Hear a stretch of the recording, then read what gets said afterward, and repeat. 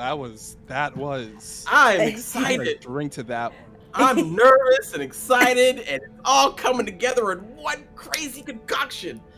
Hi, everybody. My name is Christian McKenzie, aka Fluffy Gumbo. But today, I am your marvelous magistrate of the morphing grid, and these wonderful people to my, I'm guessing on the screen, right? Oh, my Power Rangers! Hi, Power Rangers! Hi, Power Rangers! Go! Oh my God! This has been months in the making. Ever since Power Rangers RPG came out, I'm dropping books already. Ever since the Power Rangers RPG came out, I have been planning this and writing this. Thank you, AJ, for the wonderful model. And I finally get to play it with my wonderful friends all over the internet, and you get to watch. It's gonna be great. It's gonna be fantastic. Why don't we start introducing our Rangers now, shall we? Let's go in the order that's on the overlay. First, that goes with Andre. Name's Andre Rivera. You can find me at Andre Rivera Art on Twitter and on Instagram. You can also find me at andrerivera.art, which is my online illustration portfolio if you're so inclined. You can also, on andrerivera.art, you can find the many actual plays that I also star on, including The Atomless, including Tragedy Theologian, including The Red Line, including The Unicorn Hunt, including The Power Rangers Long Shot. And, if you would, also check my social medias if my commissions are open. Mm-hmm. Thank you kindly. Are they? Are they open? Not very, very soon. I'm planning on it. Got it. Gotcha. Next, we have Dylan. Hi, I'm Dylan, or Super Dylan everywhere on the internet. I use she, he, and they pronouns, and I make games and then I play them. You can find me on The Atomless, which is a Starfinder show where Andre also is, and that's on Wednesdays on the Welcome In, and in podcast format where it has been heavily edited by our wonderful GM and Space God Matt. And then you can find me here on Thursdays where I do various shenaniganry like this. And you can find me on Mondays doing the Many Hearts Doctor Who project that I am GMing. So please tune into those things. Okay, bye. That was wonderful. Thank you. Next, we have AJ. Hey, I'm AJ, also known as Sushi Kid. I go by he, they pronouns. Yeah. Amazing. Sorry, I just that threw me off for some reason. And you can find me everywhere as Husha_Kid. That's Twitch, Twitter, and TikTok as Husha_Kid. And you mostly find me on Critical Misses. This is my first time on TotalPartyKiss. I got you first. You got me first. Oh, that's exciting. And you can also find me on Misty Mountain Legends in Fallon Friends. And soon enough, I might be DMing a little something in the coming future. Ooh. Love to see that. Gotta figure out some more details on that. Even though I have most of the details already. Is it? We're good? Yep, we're good. How's that lollipop, by the way? It's already gone. Wow. Damn. It's so small, okay? It's for children, of course it was Then gone. put bigger stuff in your mouth. There, Open there's that a- mouth. Do you have more? Do I have more? Yeah, of course I fucking have more. All stolen from the mouths of children. Literally stolen from babies. Stolen Love from- it. 10 out of 10 would recommend. Snatched away. Next up, we have Wally. Sup, y'all? Hey, sup, y'all? It's me, Wally, your favorite non-binary slime best friend on the internet. Where can you find me? You can find me on Twitter at W8LLE132, just like the cute little Disney robot, pretty much talking about everything that's on my brain, uplifting people on Twitter, my appreciation of bots, and also the many different APs and stuff that I'm in. It's pretty much, if you want to know what shows I'm going to be on, just follow me there. I'm always talking about them. Like, for example, this coming Monday, I'll be over at Infinite RP playing some Flames of Freedom. It is a fantastic game. Y'all should really check it out. it's stuff. We're in our final season of this whole story arc, so I am very excited to tell this story. So check it out, y'all. Also, this is also my first time we've run Total Party Kiss. Hey, first timers. First timers, we'd love to see them. We'd love to see them. That's right. Alas. I am here to pop that Good Total cherry. Party Kiss cherry. Speaking of which, that's the flavor of my lollipop. Oh my god! Total Man, Party Kiss bring cherry that is the flavor of your sexiness lollipop. into this. I didn't know we had that I kind of see branding. all you out there in Total Party Kiss land, getting all there comfy, getting relaxed in your seats. I want you to turn down the lights. Turn on your favorite scented candle Incentive. and relax. I Get some like power. that they said turn it on and not light your favorite incentive. Nah, candle. just Turn on your just favorite go up to it and go, "Hey, baby, I need you to light for me," and just turn it on, and it'll You're work. such a pretty candle. You're so. No, it lights me degraded. Wow, you're such an ugly candle, aren't you? You're a small candle. I'm gonna turn on my candle. Do it. I roll all dice at the same time. Oh my god. Fuck! It didn't work. That's not what it's into. It's fine. That's not what it's into. Yeah. I'll figure it out. Gotta find his kinks. last, but certainly not least, one of my favorite jams of all time, Serenity! Hi. I don't know how I can follow up sexy Total Party Kiss cherry popping ASMR, but I'm gonna try. Hi, I'm Serenity. You can find me pretty much anywhere on the internet. Clickety clack snack on most places. Click clack snack on Twitter if you fancy. You can find me there doing stuff. I like TTRPGs. I like cosplay. I also do the spicy content if that's what you're into. So, word. You can find me doing capitalism because I won't be on for a little bit. Because capitalism. Capitalism, but I will be here for these games, which I'm so excited for, and I feel so honored to be able to play with Christian GMing for the first time, and I get to be a part of it. I'm so hyped.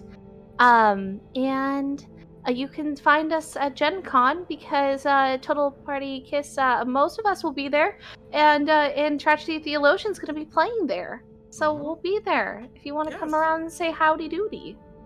Specifically howdy doody. Oh, you have to If you say anything else, I'm probably going to ignore you. That's good. say howdy doody now. If you go Howdy up, to the Tragedy crew and say anything but howdy doody, they will not acknowledge you. Oh wait, I'll give you a warning glare. No, just come say hi. Oh man, with our introductions out of the way, why don't we get this story started? Shall we, gang? Shall we? We ready? Yes. All right.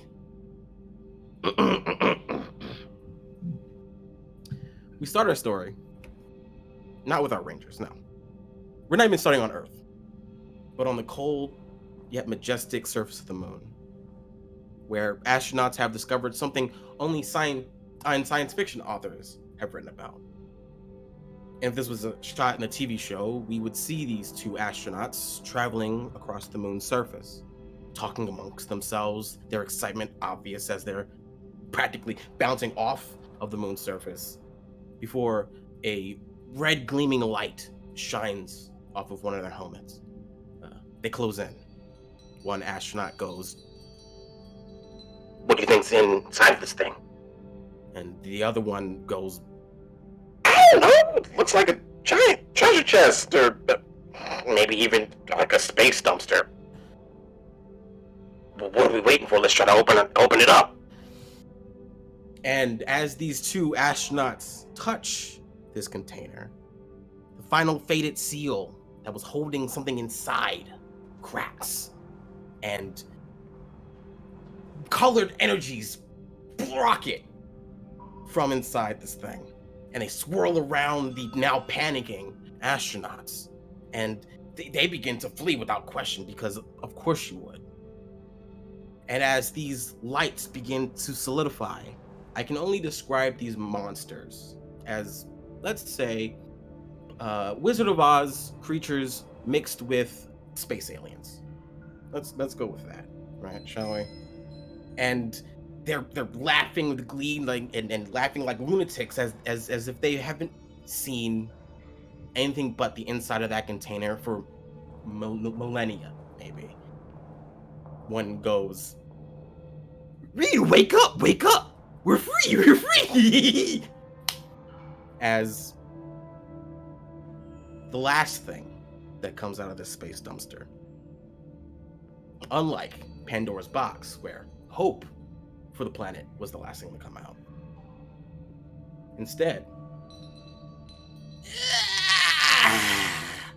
after 10,000 years, I'm free! Oh, where are you going? As she looks over to see the astronauts fleeing across the dune. My coming out party is just starting! Where are you going? Why are you leaving so soon? And she waves her giant staff of magic and it destroys the space dumpster utterly and completely. And as her laugh echoes, we start to smash cut to Earth. That was 3 days ago, by the way. No one's the wiser. No one knows anything about what happened on that space mission. The residents of Angel Grove are getting ready for the annual city fair, where we are, the camera is, if it was controlled by a drone, flying through the streets, and we're seeing the camaraderie of such an exciting day. It's the city fair. It's the annual city fair. Everyone loves the city fair in Angel Grove. And we come just maybe outside of the Angel Grove cityscape, where we head towards a new farm that has just been established. Lupe, your family finally has made it all the way to California. Long, arduous trip, moving several animals. The last animals that used to live on your previous farm are now here. Why don't you tell us what Lupe looks like and what they're doing currently on the farm? Well, Lupe has got he is a live figure with a sort of wiry frame. They've got some nice tight denim on for the trousers, and a nice gingham of sort of a sand Liberty green and a bright sort of carnation pink. Whereas right now just a straw hat, but has medium length hair. It's more wavy than it is curly, and a little gleam in his eye as he's unloading all these critters off these trailers. And he opens the last latch, and as he does so, a large ostrich just bolts out into the corral that has been designated for these large fowl. And Lupe feels a sense of relief as all of the animals have been now found their new homes here in Angel Grove. Good. Lupe, as you release this ostrich to join the other animals, your father is currently talking, looks like he's talking to a man in a pickup truck. You know this to be Mickey Sorich. He helped your father and you buy this land in order to build your farm. He's white. He looks like he's in his late 50s, early 60s. Dressed as cliche as a farmer can be. I'm talking like sun hat, picnic stripe plaid shirt, worked in faded overalls, like, and looks like they've been like they're worn in, right? And as you approach to your father, as your father calls you on, as you approach, you see in the passenger side of his truck, of Mickey's truck, you see what looks like a large toad. And when I say large, I'm talking about the size of a healthy bulldog-sized toad. Wow, that's a big boy. And say, oh, ain't she just beautiful? And Mickey speaks up. Ain't she just beautiful as this lily hop, my prize toad. Only tied with my prize pig, but don't You say tell her. Lily Heart? Lily hog. Lily hop. Lily Hog. Hop. Sorry. Hop. Like Lily Hop. Lily Hop. Hop. Like cause she's a toad. I get. That's real clever, Mick. Yes, she's you see it like don't tell her, but she's second compared to my prize winning pig, who's gonna definitely win this year's prize as well. And he puts his hands over where he thinks ear holes on toads are, and he's just like, I had to say, you grown all up. Look at you. Last time I saw you, the only thing you could ride is a teacup pig. Now look at you grown up all. You excited about your new home? I know it ain't no ranch up where we used to be, but It's certainly no Sant Antonio, but you know, I think this will do mighty fine. We still got a little bit of restrained wilderness, I suppose, but I'll take it where I can. and you can only do with what you got, right? I guess. You excited for school? I hear you going to AGU. AGU, that's correct. Community college. AGU is a university, son, not a community college. Oh, but I thought there was a community in the college. Is that not? I suppose that does fit the description. They were talking a lot about community during the little introductory video they had us all watch. I bet we're all family here, and it's like a community of students and teachers, and we're all here to better oneself for the future and all that jazz, right? That sounds about right, sir. My daughter herself, she's also enrolled in AGU. She got a chicken coop and everything. Maybe you go visit her and see the chickens for yourself. She got chickens? She got chickens. They allowed Ooh, them. Boy. She works for the agriculture department, so they let her have chickens on the roof of her dorm. I do know I'm taking some biology classes, but also some ecology classes. So I think that maybe we'll even have a class together. Won't that be something? Now, ain't you a learned boy? That is impressive. I'm. Oh boy, I wouldn't say I'm learned. And as you guys are all speaking, you see some farm hands trying to calm down the ostrich you released onto the rest of the farm. You know this ostrich to be named Clancy, which suddenly makes eye contact with the three of you. And then it storms over straight to all three of you at a breakneck pace. And then as it just reaches the car, it breaks into the ground and stops in front of you. I think as a precaution, Lupe will put a hand out in front just to like whoa it, you know. Mm-hmm. And as you do that, why don't you give me a animal handling check? Ooh, baby! Our first roll. So it's a D20 plus your skill in animal handling. And if you have any specializations that you think would apply, feel free to. I do have a specialization, which is animal riding, which is what these ostriches are trained for.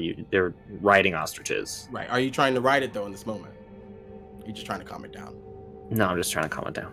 So you will just roll. All right. Ooh. Okay, that's an 18 plus. Do I add anything? Is that it? No, that's it. Okay, cool. 18. Okay. 18. That's it. As you put your hand out, Clancy's giant eye, Clancy stands at about, she stands out, I should say. She stands out about 7'1". She's huge, and she's looking down on all three of you. And as you have your hand out, she stares at you specifically and intently. And then she bows her head down, following your hand.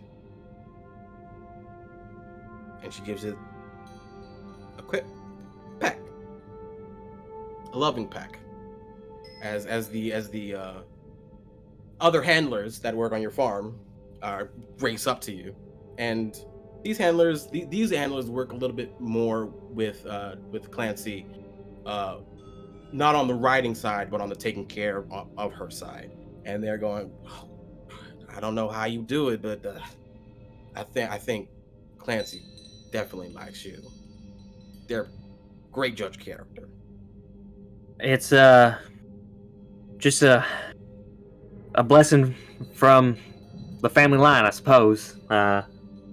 If I hadn't been raised right by my pop, I don't think I don't think I'd have been standing right now. Oh, come now, you would have been standing. I may be a great dad, but like, you're a good boy. You're a good son. You know how to learn. You know how to listen. I'm very proud of you. And then Sork speaks up again, Mickey speaks up again. He's like, "Why don't you reward the boy? The county fair is starting. It's in the middle of things. I gotta get ready to get my darling sweet pig on the stage so she can win another great championship. Why don't I take the boy off your hands so we can enjoy his first fair and I win my second contest?" This is hardly my first fair, but my first fair here in Angel Grove, and I will happily accept your offer. Of course. You will have to get into the back, as Lily Hop called dibs on the front seat. So you will have to get in the back of the truck. Oh, Lily Hop. Is she a bit of a prima donna?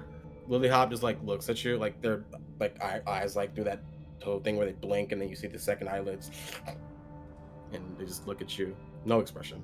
Can't read a toad's face, but you can swear. You feel in the air a little bit of that's right, bitch.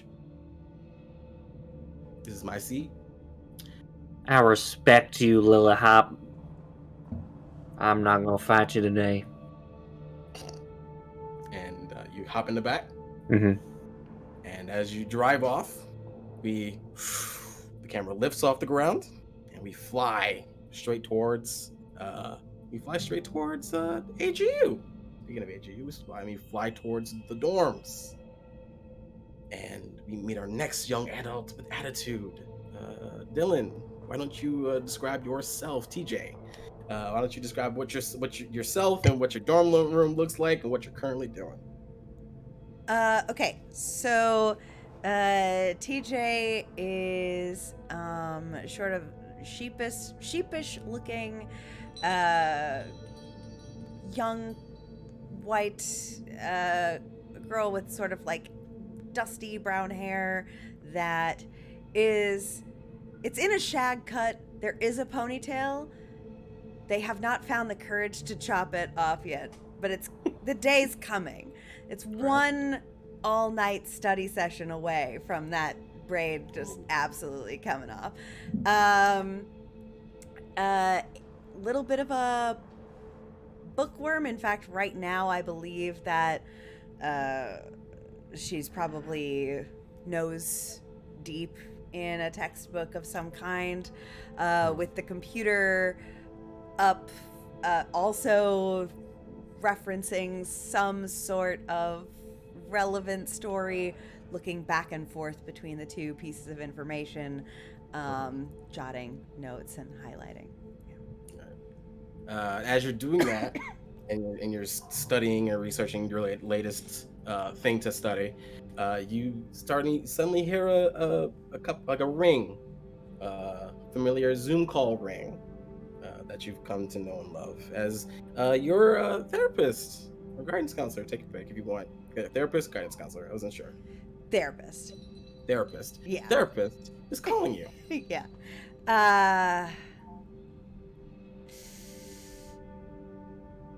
How long do you let it ring? How long do you let it ring? I let it ring a couple of times. I'm gonna go like back and forth between the like library hub window and the Zoom call. I'll pay for it later if I don't answer. So I'm gonna answer. So I accept call. accept the call, and of course you see this is your therapist. This is Teresa. She's late 30s, early 40s. Nice bundled up hair, very professional looking. And they just go, oh, good afternoon, Dylan. Good afternoon, TJ. That's right. I need it too. Yes. Hi. I'm happy to see you're up and about and not wrapped up in your what did you call it? Your burrito blanket. Yeah. I think you see that this burrito blanket is in fact in a pile tossed on the floor. It's there. It's got some stains on it that you have yet to wash, because let's face it, college students washing their shit is not on ball. So, and that costs money. Money is rough. I'm glad to see that you're not in that. I'm glad to see we're in actual clothes. That's good to know. Good to see. Yeah. I know you wanted me to make this session more of a checkup, since you wanted to try to head to the fair, which I think is an excellent step forward in attending Spirit Week last week. That was fantastic of you. Kudos to do that. You told me you met several great people that you might consider continuing that relationship and gaining more of a social experience. Maybe. It's just that, well, they're a little different than. I don't know if it's really my my kind of thing to go to fairs with groups of people. But I, and also I got into this research that I didn't realize was so important, but I think it's pretty important. You know who that you can tell this important research to? Those new friends you made last week. I thought you meant you. No. Okay. No. I don't know if they're like friends of mine necessarily. That certainly people I've met. I've heard their names. Mm-hmm. I'm pretty sure one of them does not go to this school. But no one else seems to care about stuff like that. So, I don't know. I don't know. I don't know if a fair is really the right time. What if instead I kept to my work, and that way when I finish my work I can do something fun and social after? Well, the fun and social part of college is important to one's growth, and I find that the more eccentric and wilder friend groups tend to bring out introverts just a little bit more than the average friend group. And the fair is a wonderful chance to not only meet those friends again, but make new ones, eat fantastic foods. If someone is an academic like you can share your ideas and thrive together. And I'm sure you would love to share some of those several topics that you absolutely just love to talk to me about with others. You seem so excited when you talk about them with me. Well, I am paying you to listen to me talk about these things, so it feels a little. I don't know that my academic research is all that exciting to the average student here on campus. Maybe also I am hungry. And then you should definitely try out the county fair food. I mean, they've got barbecue rib hoagies, funnel cakes. You can even try that Mexican roasted corn they have. It's supposed to be extra spicy if you're into that kind of thing. And you never know, you never know if someone's interested in the same thing you are unless you talk to them. Okay, that is fairly sound, but Thank you. And yes, you are paying me to listen to you, but I am still listening. And you seem to want to engage in social interactions and social social interactions and social gatherings. This is the chance to meet with a closer groups. You know, just go out in the ocean, wandering about, trying to find friends. I do know some people now. You do. I do think it's interesting. The fascination with spicy food. Maybe I could get something out of that. Yeah. Make it an experiment. See what makes spicy food so appealing to everybody in that group. Maybe. Okay. Okay. All right. I'll go. But only for a little bit because I really do want to get back to this shortly. Before the train of thought leaves the station. So Good. But I'll go. Good. And you don't have to be there for long. Just enough to say hi and make them feel appreciated and all that jazz. And maybe they'll return in kind. And you'll see that these are the people for you. Or maybe not. We'll see. How do you know when people are the people for you? Is there like a Well, there's not like a feeling. It's not like a tingle or anything like that. It's an instinct. It's something that that grabs you without grabbing you. You'll know that these people are worthy of your friendship if they treat you how you want to be treated, and you treat them as such. It's all about experimenting. You know, I want you to know I appreciate you so much, but therapy language is so impeccably vague. And but I will. It makes you think, doesn't it? Yes, it does. I will give it a shot, and Sure. I thank you so much for your time. I actually look forward to hearing about your experience. Yes, and I have exciting things to tell you next time. Just so, yes. I look forward to all of it. Okay. Have fun. And they end the Thanks. call. How's TJ feeling right now? She will end the call. She will look at the burrito blanket. And she will go over to it. She will pick it up. Mm-hmm. And she's about to wrap herself up in it. But their jeans were under there. Right. So it's might as well put the jeans on and go outside. So they will put the jeans on, grab the clean t-shirt, Love that. and will mosey on out of here. Yes.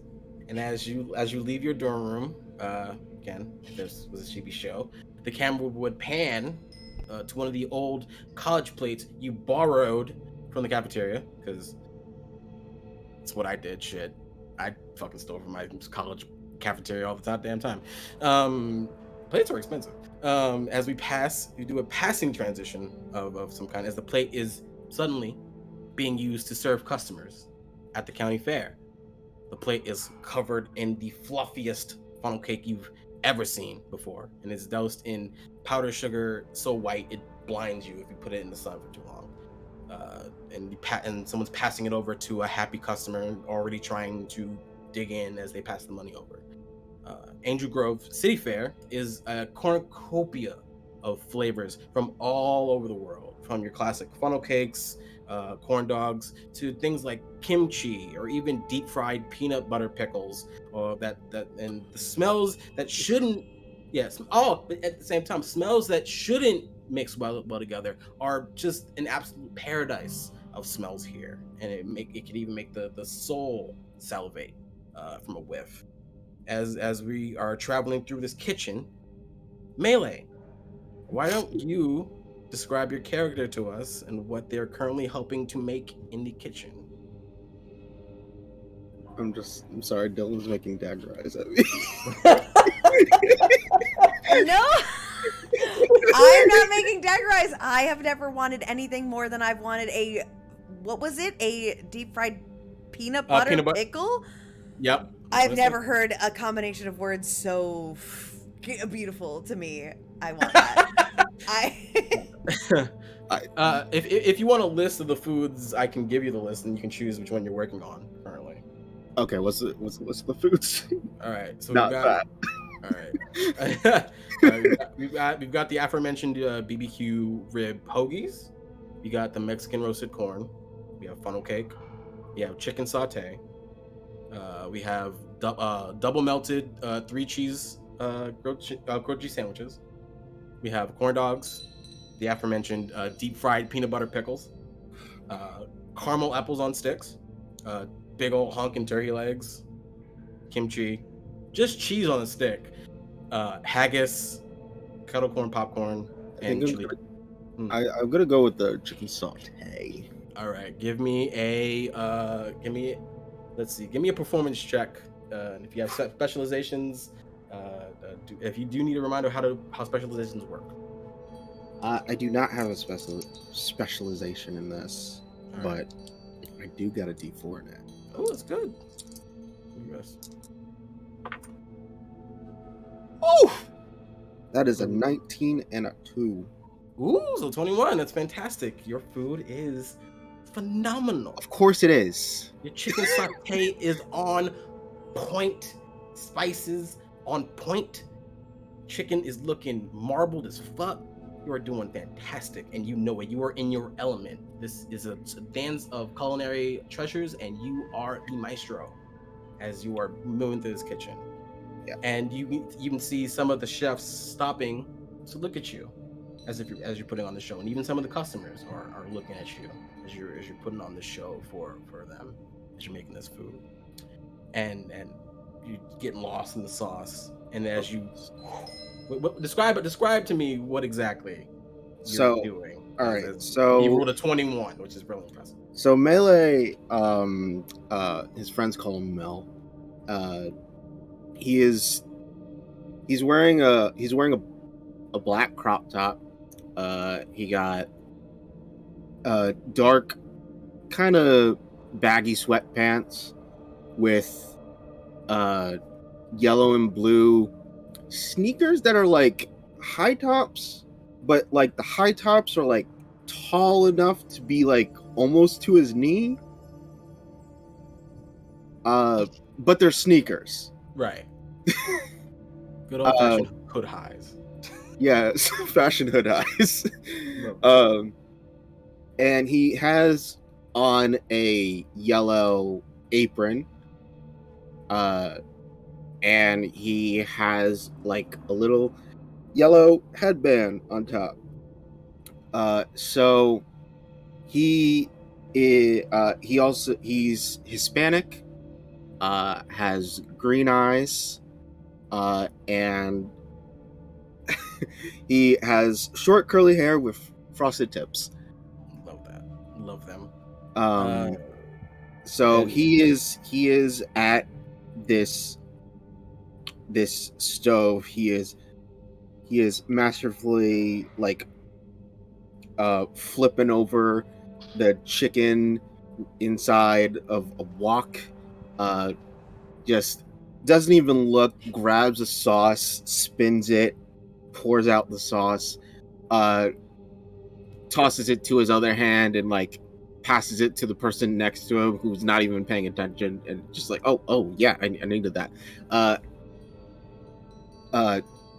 Goes into like his pouch on the side in which he has kind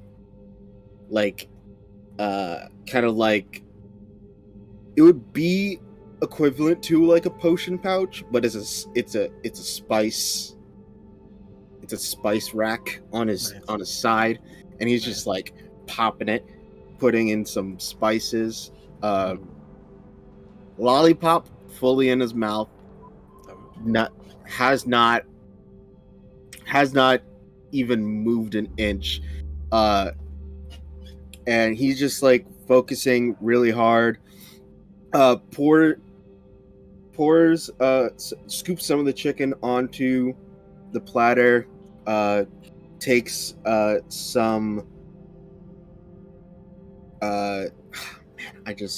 some basil as decorum on top, and tops and does a little topping of Parmesan cheese, and comes out with like 2 plates, like, order up. And the people that ordered the chicken satay are fully like enamored by you as they take their plates, and then they're like, wow, that was wow, and they're just like taken aback by your display and your professionalism as they take their plates, and they've already given their money to the cashier. As you're about to take the next order, the head chef comes up to you, and this guy is Mexican, about 5'9", little heavy, as a good chef should be. As a decent chef should be, I should say. And he's like, he almost looks like, if I had to give him a face claim, he looks kind of like Harry Guzman, and face. And he pulls you aside before you get to. He's like, "Hey, before you go cooking another masterpiece, why don't you come over here?" And Yeah, sure. Yeah. Brings you to the back, or the back as much as the back can be in a county fair. And he's like, I know you're new here, kid, but I gotta admit, I wasn't expecting much from you when you volunteered. I just thought you were going to be a student looking for extra credit and some assignment. I mean, I'm very impressed by your work here. You how long you been cooking for?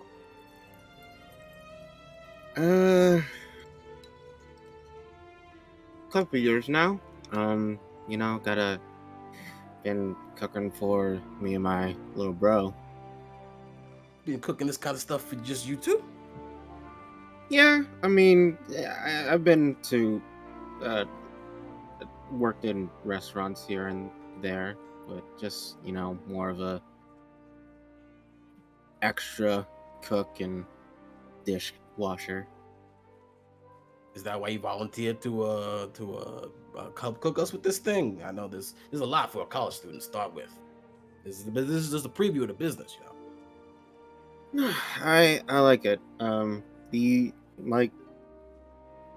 When you get behind a stove and the knife is in your hand,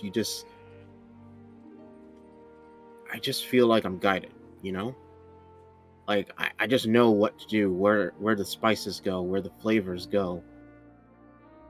And that's what I just want these hands to do. Got the makers of a great chef here, kid. Don't be trying to take my job, though. Understand that? I wouldn't, chef. I wouldn't, chef. If I could, I would like my own little place, Nothing crazy, but that's again, much respect, kid. That's a big dream to have, especially for the restaurant business. It's a little rough for us here sometimes, But you know what? And he's like, you guys are like doing inventory, getting like ingredients for the next batch of orders. And he's just like, you know what? Since you're young and you're a kid, why don't you go enjoy the festivities a bit? Enjoy more than just this hot hell of a kitchen. That's before you make the other chefs look bad in comparison. We wouldn't want that, chef, would we? We wouldn't want that. Morale needs to stay high if you want to cook for all these people. And these are greedy people, All right. And Mele Mel like takes off the head, the piece of cloth on his head, and wraps it around his arm, and takes off the apron, switches the apron for his yellow pseudo. It's a long coat kind of thing that's just open, and he just rolls up his sleeves and is like, "I'll see you later, chef." Be good, kid. And yeah, he's gonna go out, and I'm gonna go to a carnival game.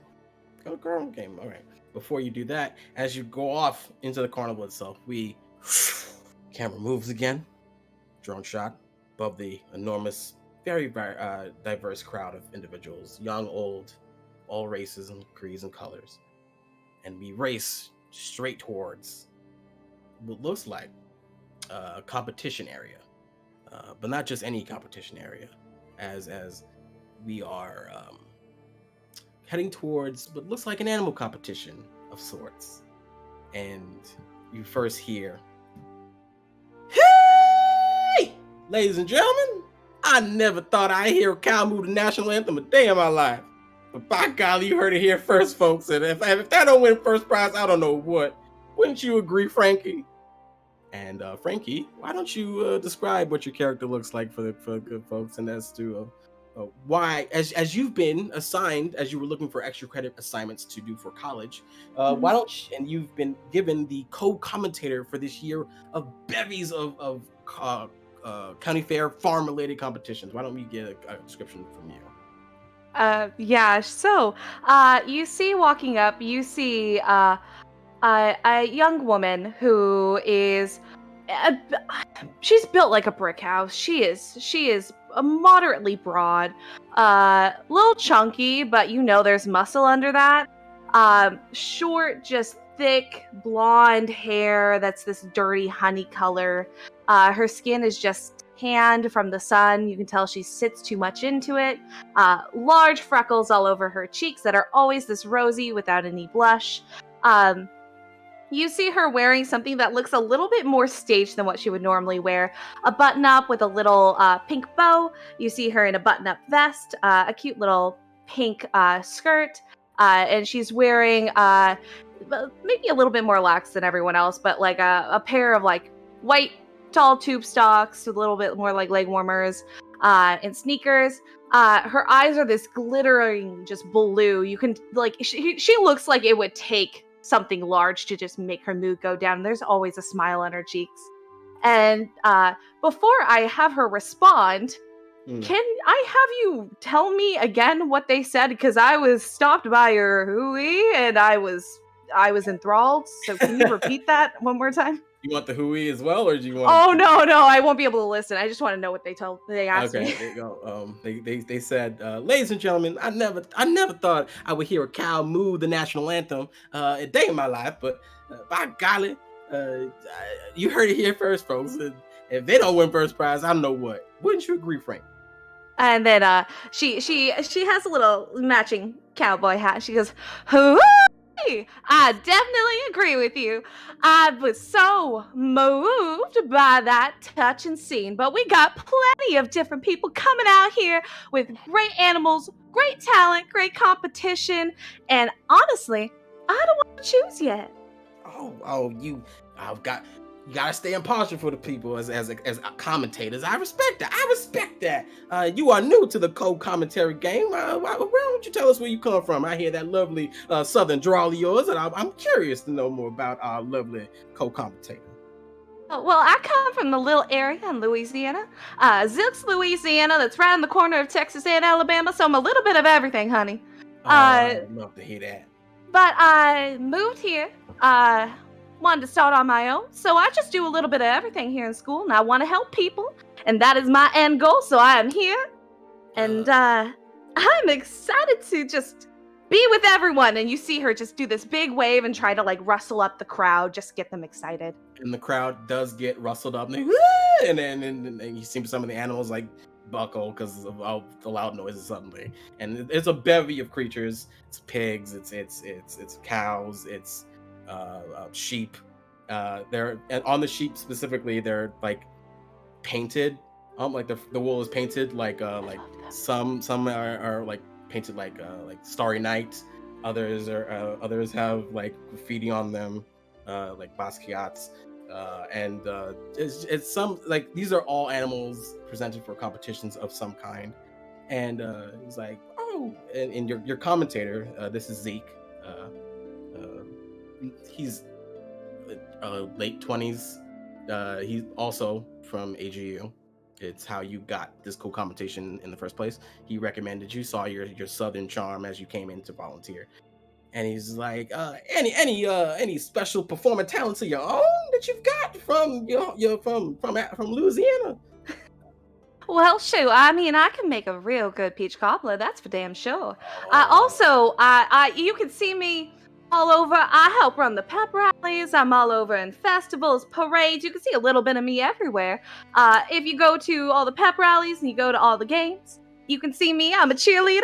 I'm the base, though. Got to make sure to keep those girls and boys and all them in between up.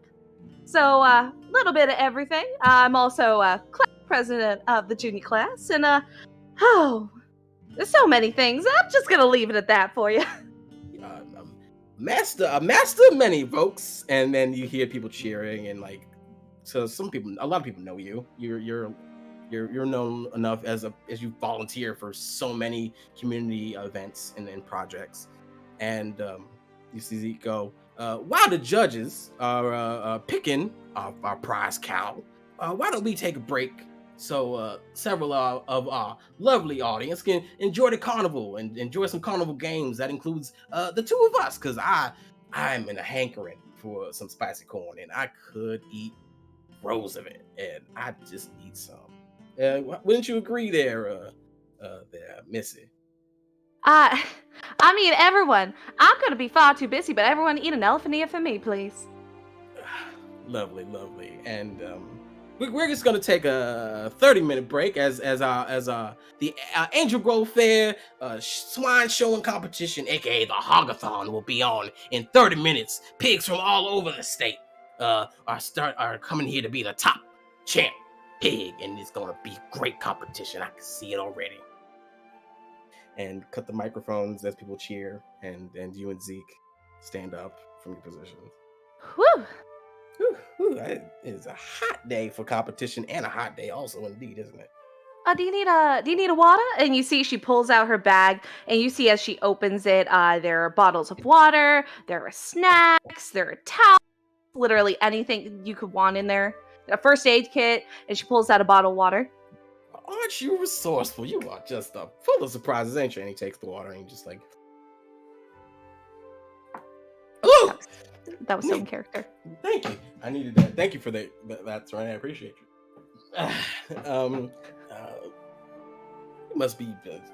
You must need some freedom. I mean, you can't just be taking care of people so much time. Nah, I mean, here's the thing. And a lot of people need help. I'm in a much better position than a lot of people. So I'd rather make sure they can get exactly what they need as I can, deliver it. So, and the smile has not left her face. The smile from stage is completely earnest. Right. And was wow. I agree that helping people is fantastic. Sometimes you need to help yourself to some fun as well. Once in a while, but did you have something in mind since we got a long break? I mean, I'm gonna go out and enjoy some of the festivities. Why don't you do the same? Maybe you see some friends that you have made from college, from AGU. I'm gonna do the same. So.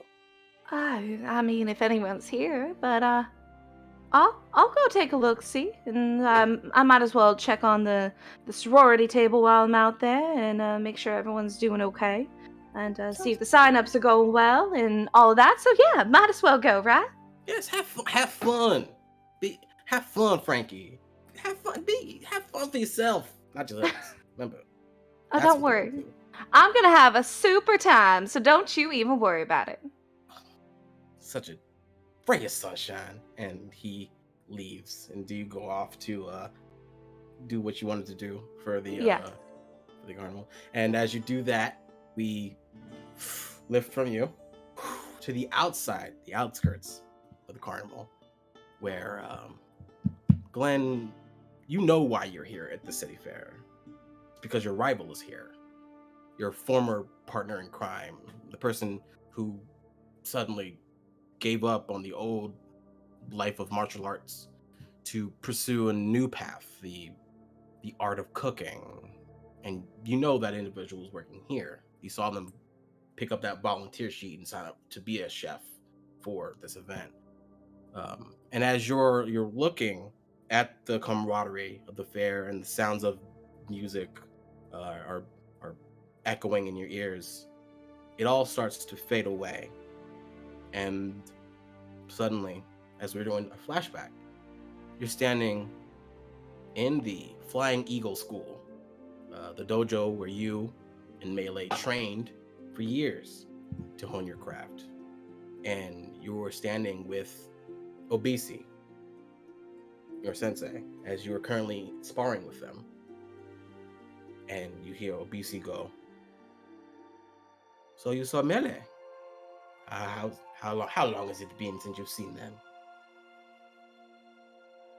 I mean, I would say it's like about 2 years. I mean, not that I'm counting or anything. Oh, you don't care. No, Why I did you don't come? care, You, actually. oh, but you came in last week, so excited with the big grin on your face. Well, yeah, I mean, I had high hopes. I had high hopes we were going to take this tournament. And then he just leaves. So whatever. And like what he's doing is the way he's training, and to describe Glen is Yes, give us very a description of one. is a slightly above average height, very muscular and athletic looking. They have dark brown skin. Their hair is cut into a high top with several with a nice little notches in the side, and his hands are wrapped up in bandages, and they look wore out. Like they have been gone through, like they have been used for years upon years, and he is just going to town on this heavy bag. Like, and as soon as his sensei mentions Mel, he starts punching even harder. And like when you see the punches, it's like there's a weight to the punch. Like it's a loud, resounding boom against the bag, kind of like if you want to describe it, kind of like that scene in Captain America where he's just working that heavy bag. It's a lot like that. Right.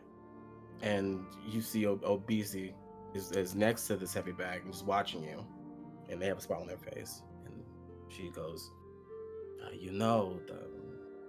not all paths are the same. Sometimes we must go separate to learn who we truly are. And you know that as best as anyone. Mele just found a new path he wants to explore. But he ditched us. I mean, we There is no- could have won the tournament, but he ditched us. There are other tournaments, but life is not. You can't just ditch someone in life forever. It's not. Don't turn your back on your friends when you need them the most. And he punches the heavy bag extra hard, and it goes flying off the chain, and it slams against the wall. And your sensei stands there for a bit. Mele is not gone. He's not gone from your life. He's not gone from the world. He didn't ditch us. He went to find his purpose. As you find your purpose here. Are you angry about him trying to find his purpose? No, I'm not angry that he went to find his purpose. It's just.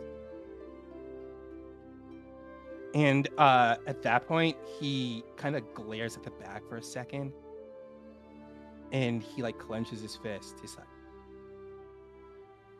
I'm just really pissed off that he left with unfinished business.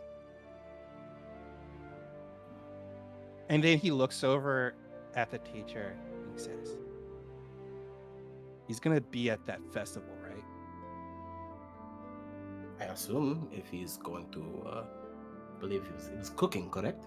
Right, yeah. So he's gonna be there. I mean, he has to be there. Essentially, yes. That's his Right. too. And he's like cracks his knuckles a bit, looking really intense.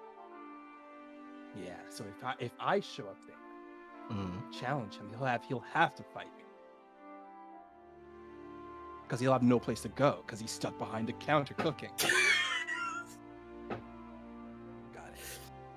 And you see that your sensei does like have a little chuckle. They do chuckle at that. And maybe, but he will have people around him, and you wouldn't want to cause problems for everybody else at the fair. No, I'm just gonna cause a show. Got it. And he turns to head out of the door, and as he's walking towards the exit, it's almost as if something just starts forcing him to walk towards the locker room, as if he thinks he's walking towards the exit, but he's walking towards the locker room.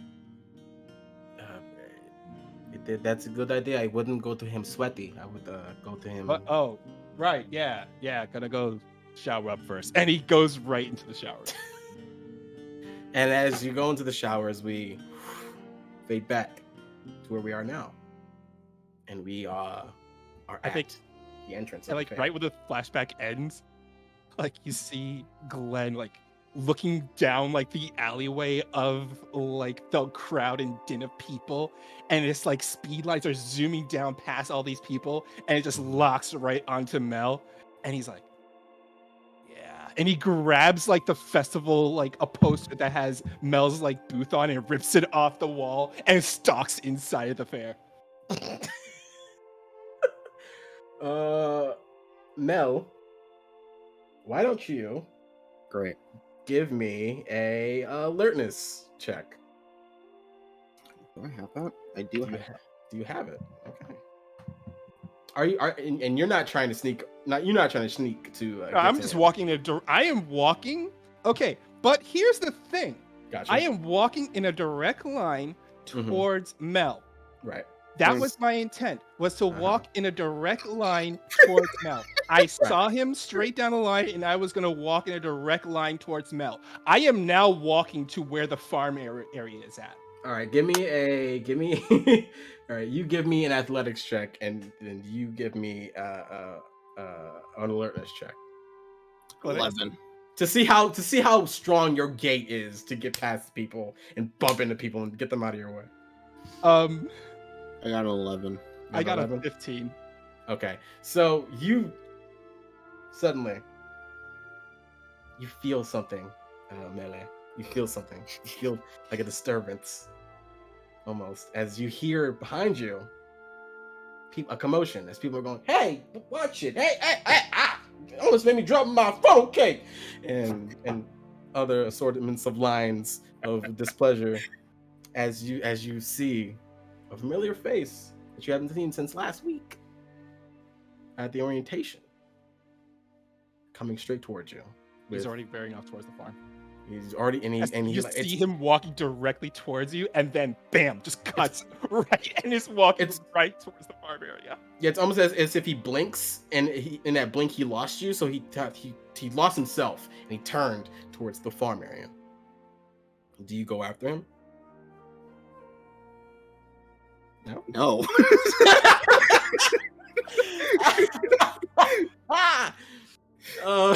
I'm surprised that idiot found his way here.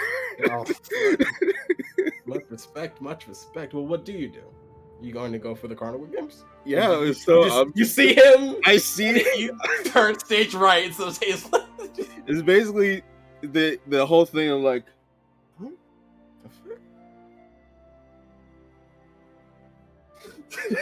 just moving on. Amazing.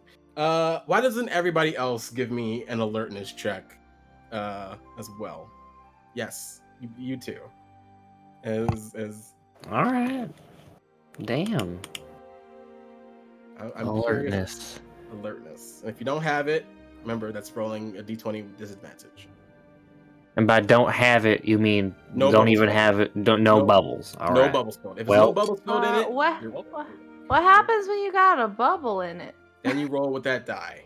So if you have a D2 or a D4 in alertness, you roll a D20 So, plus a D4. If I don't have a bubble, I roll at disadvantage, correct? Yes, exactly. Okay. Got it. Mhm. I got a 4. Seems All about right. Okay. What did you get? What did everybody else get? 18. Nice. I got a 2. Amazing. Yes, there we go. Love You're do we not add- the lowest. There we go. Do we add smarts? No, you Okay. so you roll a D20 and then add that bubbled in space. Right. So Okay. what's the bubbled in space for you? Oh, okay, it's D2. Okay, no, I got it. I was just making sure. I have a 19. Yeah. Wow. So 18 and 19? Yeah. For eyes? Holy High five, shit. Dylan. Hi. High five. Hypervigilance. Hypervigilance. And it's a hypervigilance that you both see. We both see Glen, someone you met last week, Mhm. on the prowl. But you can tell he's also lost and doesn't want to admit it. Like, he's got that prideful look of, I'm gonna find this whoever I'm trying to look for, but they're a ninja. Well, you know me. Helpful. Mhm. I'd walk right up to him. Walk right up to him. Okay. All right. Glenn, as you stop in this intersection that's next to the farm area, of the farm competition area, Mele is just gone. He's just, you blinked and he must have seen you. I know he was right there. I saw him right there. Mhm. Now there are some cows. Huh, Yeah. cows. And he walks over to where the cows are at, and just Mhm. kind of like, because there's probably like one cow just like with his head leaned over the wall, just and looks at it for a while. Mhm. And you two, Some hay, feeds the cow. you two see this. You two see this Sure. sudden change of look on their face as they gone from determination and I'm gonna do this thing to, oh, cow.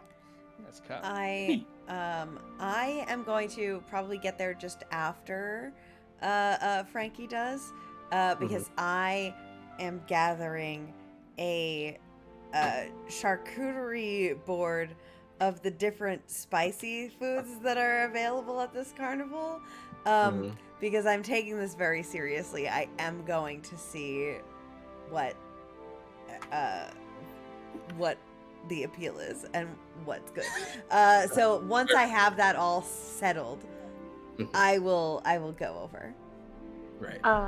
So yeah, Frankie will walk up and kind of like a hands behind the back, kind of like strolling up kind of way, long foot stride, trying to kind of like not sneak up, but be like slow, going, "Hey, sweetheart, what you doing?"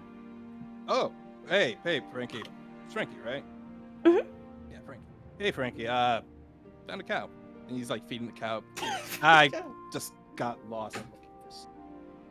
Oh, no, I think you found exactly where you're supposed to be. Cows are wonderful. And she's going to give it a little, like, scritch on the nose. No. It moves a melodic moo. This is the moo. This is the cow that was mooing the national anthem. Moo. It's Amazing. like Broadway Race. quality. Moo, Child. moo. The only way out is up.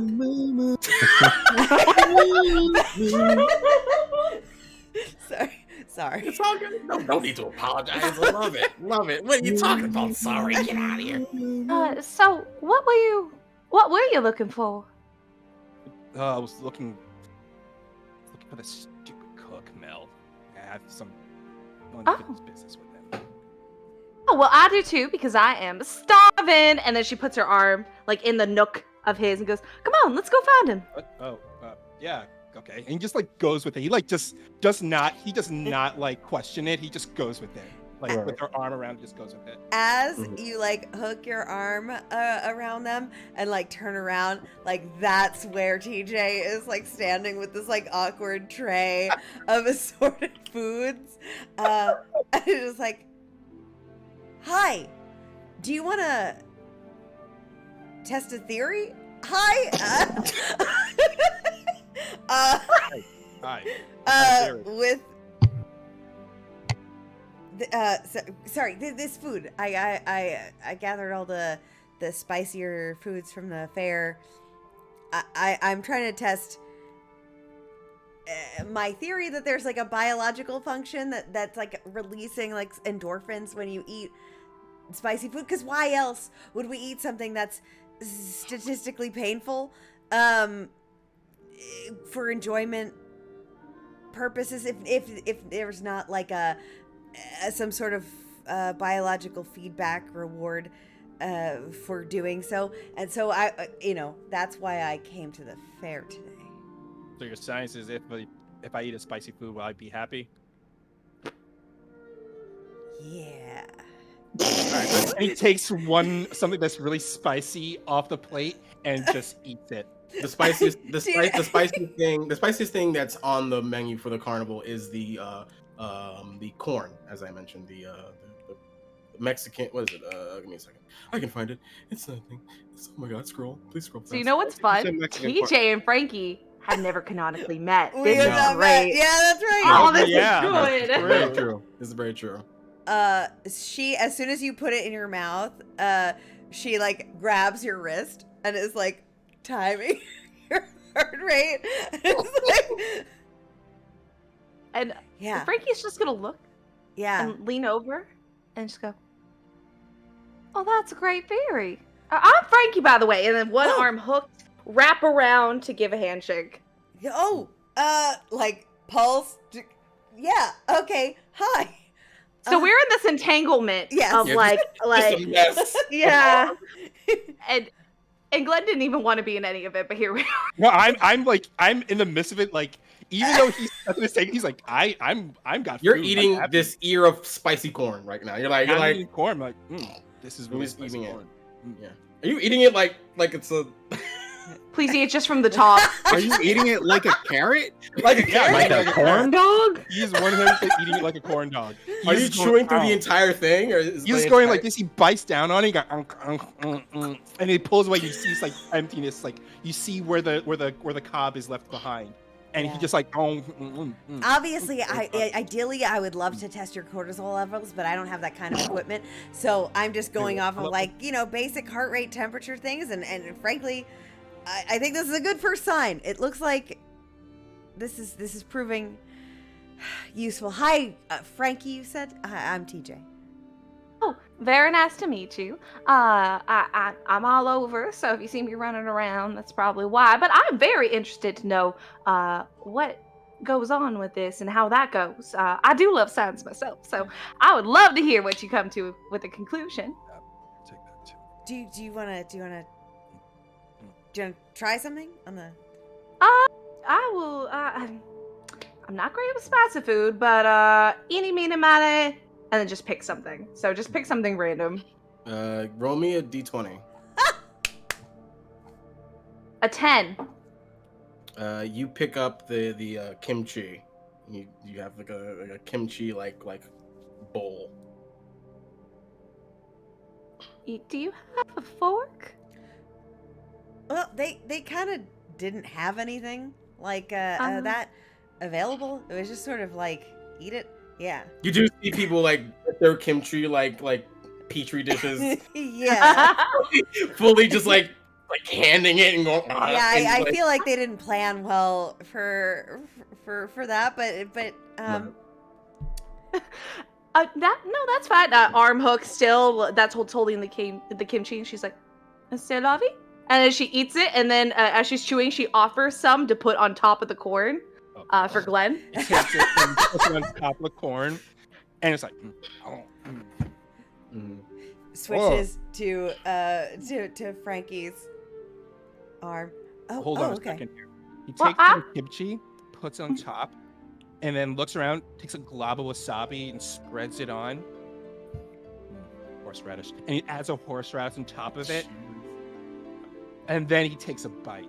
Your stomach's gonna hurt. Nah, I got a pretty beefy stomach. There is a chance that you might be skewing this data. But for right now, I will. I'll take it as a good sign. The science was that if I eat spicy foods, I'll be happy, right? Correct. She's gonna hug the arm a little closer. Just give it a pat. And I'm happy while I'm eating this food, so science. Science. And Yeah. TJ, I'm always happy, so I'm probably not gonna be a good test subject. Oh, okay. Well, we should find more subjects, I guess. Yeah, more subjects. Yeah. And as you say that, Lupe, you finally are done helping people set up with the farm animals, with the for competitions and things like that, and you finally get to just enjoy the carnival. What's the first thing you do? Do you look for anybody specific, or do you go straight for a carnival game? Well, first of all, I'm getting Clancy. Ooh. And I'm gonna take Clancy out for a ride because she deserves to see the sights too. Right. All right. So I'm gonna going to ride Clancy, and Clancy is being currently there. Clancy is like being given the VIP treatment as kids are learning about what exactly ostriches are, and you see that these kids you see the two handlers. I believe I have their names. I've got them. I've got it. This is the two handlers. Aisha and Thomas. And again, this is a 7 foot tall bird of girl. Big girl. And you see Aisha speaks up, and she goes like, "Hi everyone. My name is Aisha. This is Thomas, and this beauty right here, this is Clancy. Say hi, everybody." And then all the kids are like, "Hi," and they're like really excited, and they're not trying to touch the bird because they're also a little scared because of just the size of this creature. And Aisha continues on. She goes, "Clancy here is a blue-necked ostrich, or Somali ostrich, from the country of Somalia in Africa. Clancy weighs 280 pounds and is the same height as Shaquille O'Neal, if you believe that. Clancy uses her giant, well-developed eyes to see about, I think, 2 miles away, I think is the record, and can run up to 43 miles per hour or 70 kilometers per hour for those who are visiting from overseas to our wonderful county fair. And if you are, welcome. Love to see you here. Love our European brethren enjoying our lovely estate and our lovely affairs. Now, you don't want something that can run that fast. That's about what, a 40-minute marathon? You don't want something running that fast at you. That's scary stuff. But how do you tell if an ostrich is angry at you?" And then they point over to the ostrich's big old wing feathers, and they're like, "Oh, if you see these bad boys pop up and fluff up, that's when you know you've made a mistake. But if this lovely, lovely lady gives you a nice peck on the hand, it means she trusts you. Either that, or she smells the food on your hands and wants some. Why don't you give a nice once over to all these wonderful people, Clancy?" And Clancy, of course, does the same thing that she did when she tested you out. And is everybody, you're all near the same area, right? You're all in the same, except for Mele, because Mele was like, "Fuck that." Right. I think everybody except Mele. Yes, everyone except Mele. They just went nope. Mele was like deuces, faded, like Jason Bourne, faded out of the view. I'm gonna go get us an Among Us plush. Yes. I'll be back. I gotta get a plush for my little brother. I saw that cannot. minion. He saw the minion. I just poster gotta go get up about there. 5 more lollipops. I'll be right back. Oh my god, how many do you have in your mouth, my dear? What are you talking about? You just got That's a woman's mouth. Oh my gosh. What do you mean? It's a super lolly. I don't understand. One lollipop. Oh my god, they're all gone. And as Clancy does the once over again, what's everybody's social score? My social score is, I think, 5. A solid 2. Nice. Yeah, 6. 5. 6? 3. All right. As Clancy is giving you all the vibe check that it gave you earlier, Lupe, its eyes train on you, Frankie. And it moves over, walks over towards you. And why don't you give me an animal handling check? Oh, Lord Almighty, I feel like a Disney princess. Mm-hmm. Oh my god.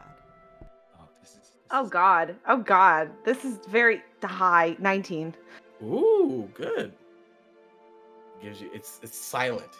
Crowd hushes. Kids are around you, like, oh my god, what's it gonna do to that lady? What's happening? And it moves down to you because you don't have a free hand. Your hands are wrapped up with friends. And it moves down.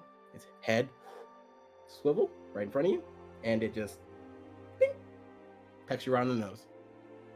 Definitely same reaction. The nice little kiss. And would you look at that? Oh, this ostrich is a great judge of character. So this young lady must just absolutely be a treasure. Oh no, hang on. Yep. Okay. So you hear just this giggle come out, and it's endearing and atrocious at the same time. You just hear a and she's just going off like that. Just set her off. She's snorting and giggling at the same time. She has no hands to cover her face, so she's just like hiding between TJ and Glen. Mm-hmm. And through this interaction, you do see them. You see the rest of these people that you met before, Lupe. That you met before at the college orientation. Well, howdy. Hey, Lupe. How y'all doing? Oh, I mean, Hi. Y'all just going around the fairgrounds? Y'all up to anything? We're doing science. Yeah. We're doing science. Yeah, you want to? Science. I mean, you want to try something? I sure would. Takes a corn, scoops up some more horseradish on it. Okay. There's, you know what? This experiment is more biodegradable than I usually engage with. So if you could just quickly have something on here, and then I just want to test whether or not it seems like you show signs of an increase in endorphin rush from Golly gosh, what we got here? Shoot. I'll just the kimchi. Do you want to roll me? Do you want me to? You want to roll, or you want the kimchi? I'm gonna roll twice, and I'm gonna give one to Clancy. Okay. Okay, I got a 17 and a 2. All right, so you got a 17. So you got the chili cheese fries, and you got the Mexican roasted corn. Okay, I'm gonna take the chili cheese fries, and then I'll give the roasted corn to Clancy. All right. As you Y'all better watch this. All right, ready? Oh. Clancy! Clancy Come comes over to you, of course. Like, all right, swiftly all right, moves girl. towards you. Now, ostriches are herbivorous, so they'll eat anything that's plant matter, including corn and other gourd-like foods. Go on, give it a try. But go on.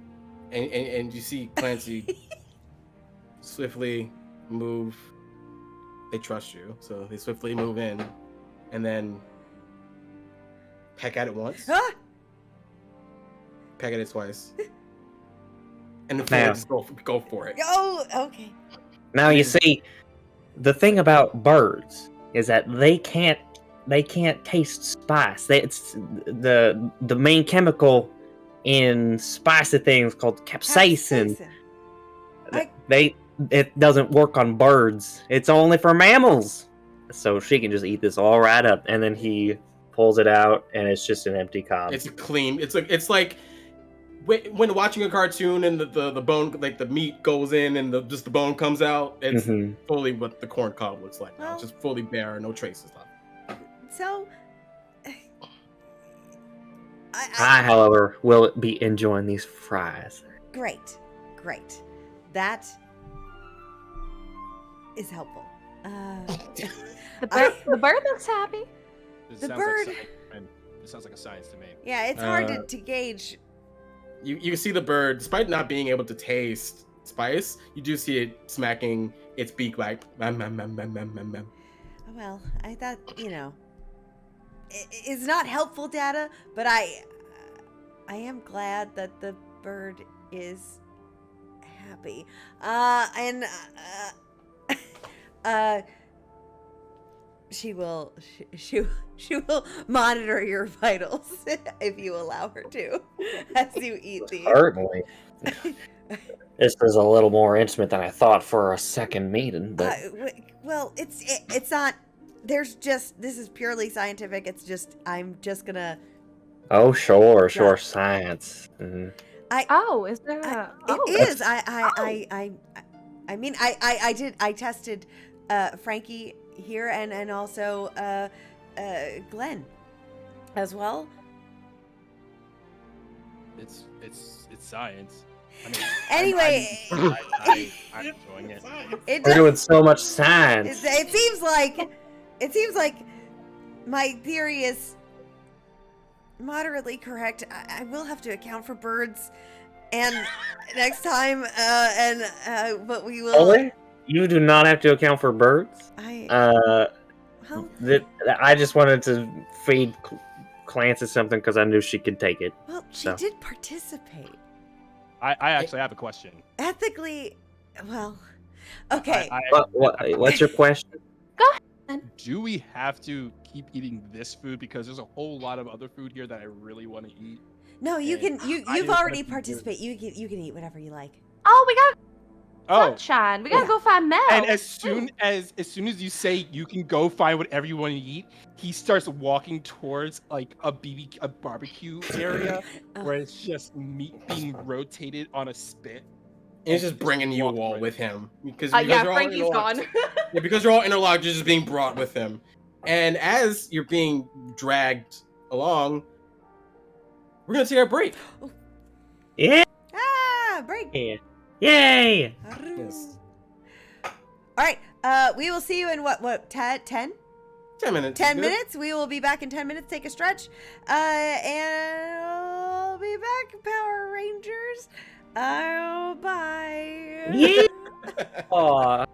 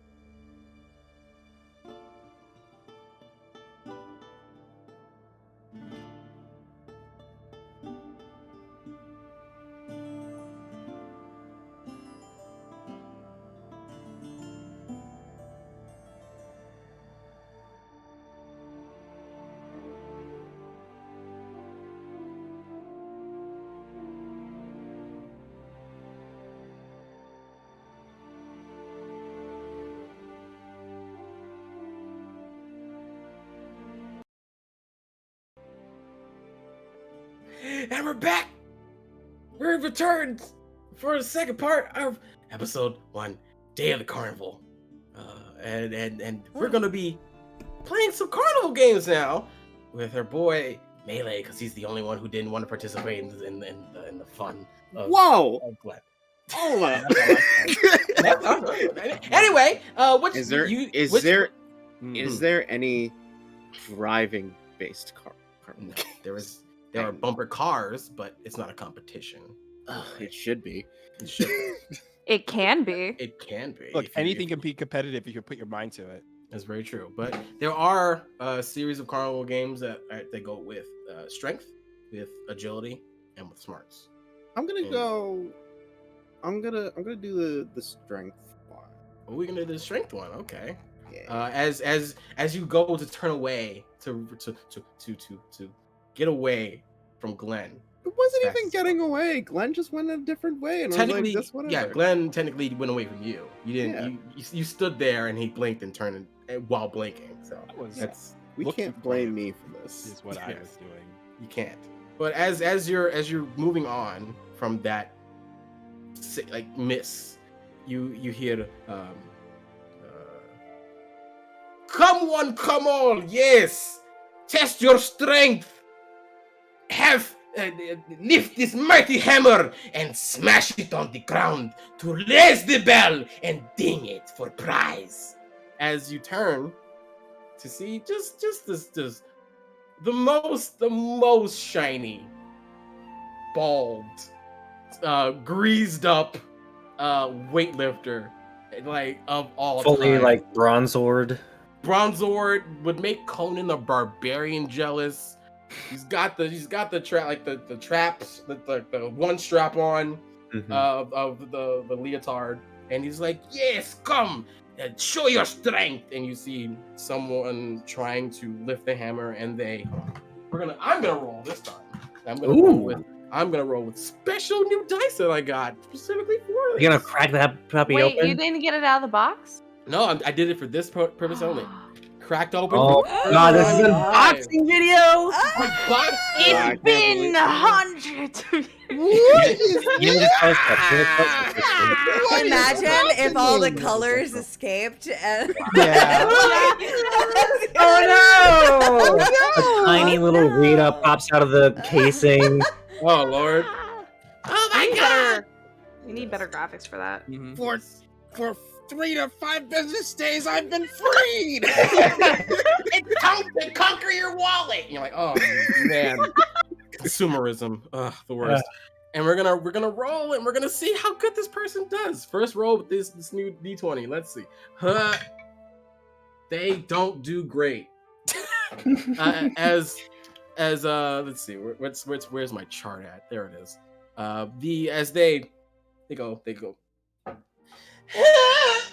And they slam down on the platform to make the belt, the ring rise up in the air.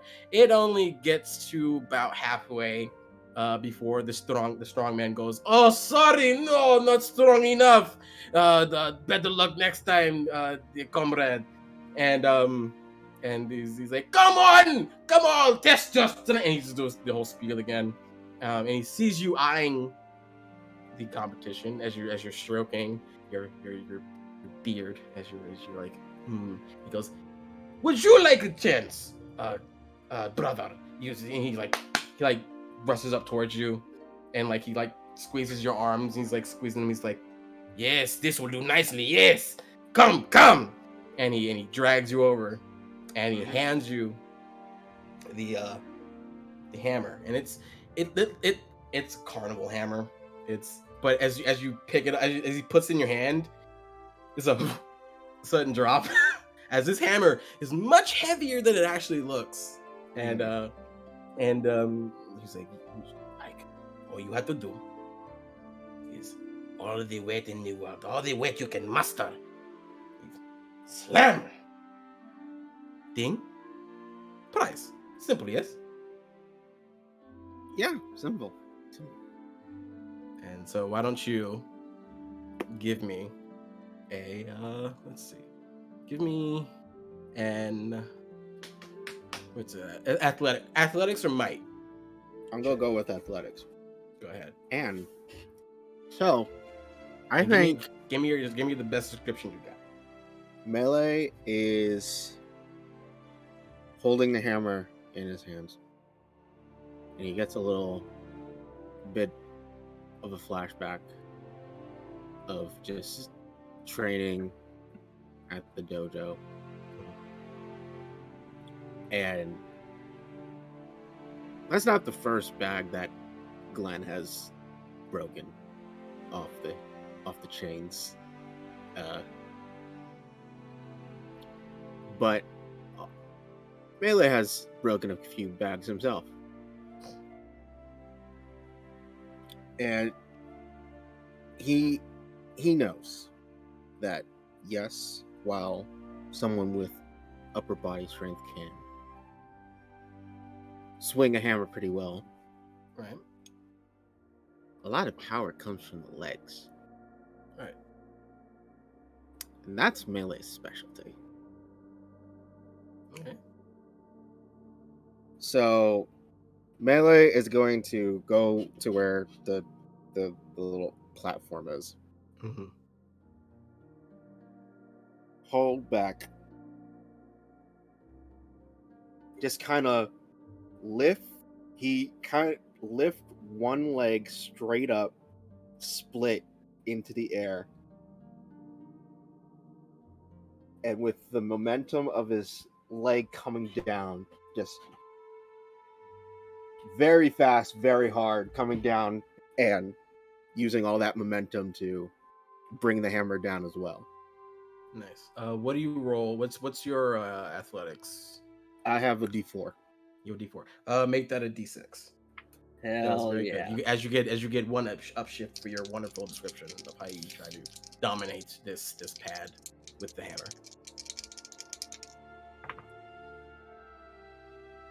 Ooh!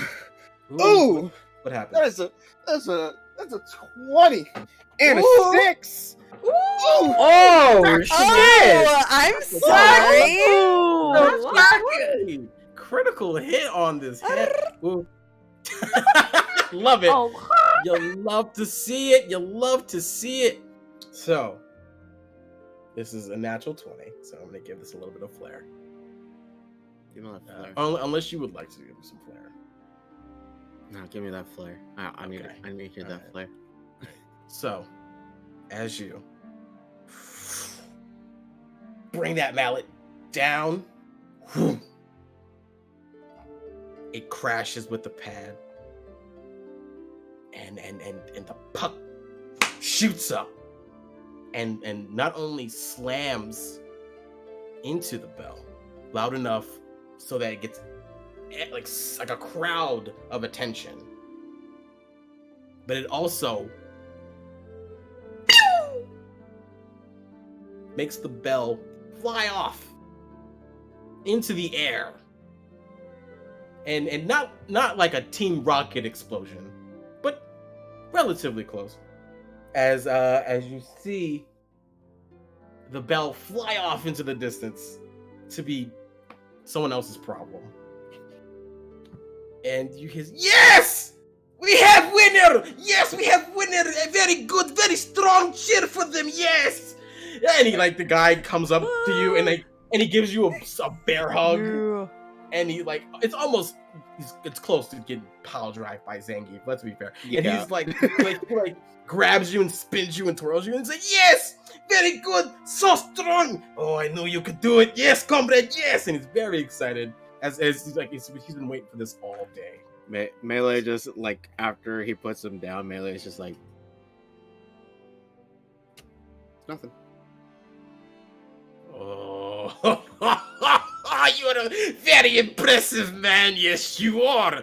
And an impressive man gets an impressive prize. And he, like, pulls on a rope and like behind the curtain reveals just the most playful Dave and Buster's display of prizes. Oh, fuck yeah. And it's here's the list. It's a football, Mhm. soccer ball, Mhm. taco-shaped sling bag, Damn. A giant stuffed unicorn, Uh, a yellow teddy bear, mhm. a stuffed ostrich, a floppy-eared dog, or a stuffed red and pink ninja. It's up to you. Pick your prize, comrade. You've earned it. Yes, and he's like slapping you on the back, and he's probably definitely leaving a mark as he's like, yeah. I feel like with my experience, I'm used to this. Right, and then you're not moving. The fact that you're not moving from the slaps makes him slap you harder. Cause he's like, yes, good, yes, and he's just like, just Garrett. It's just he's so excited. It's like it's a childish kind of excitement just to see another strong person around. So AJ wants the taco bag. Hey man, pick your poison. But this is for Mele's brother. This is for Mele's little brother. Right. And Mele, it was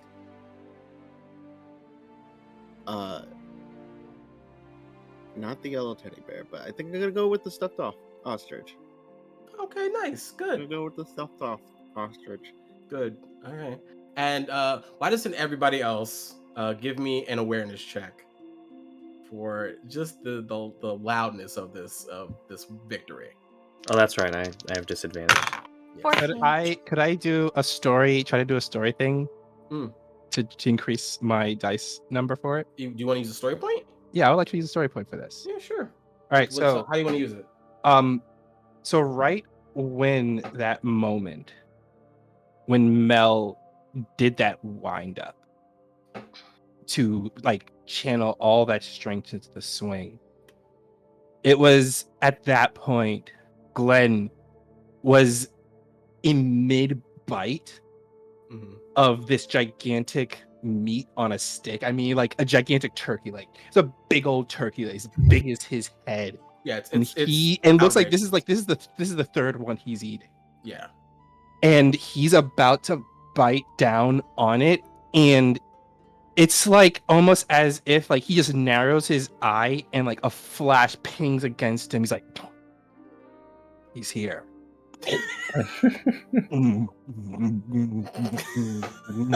And he looks in the direction of where it came from. He's just chewing. It's like right. So for your awareness check, yeah, I want you to what is it normally at for you? Normally my awareness is nothing.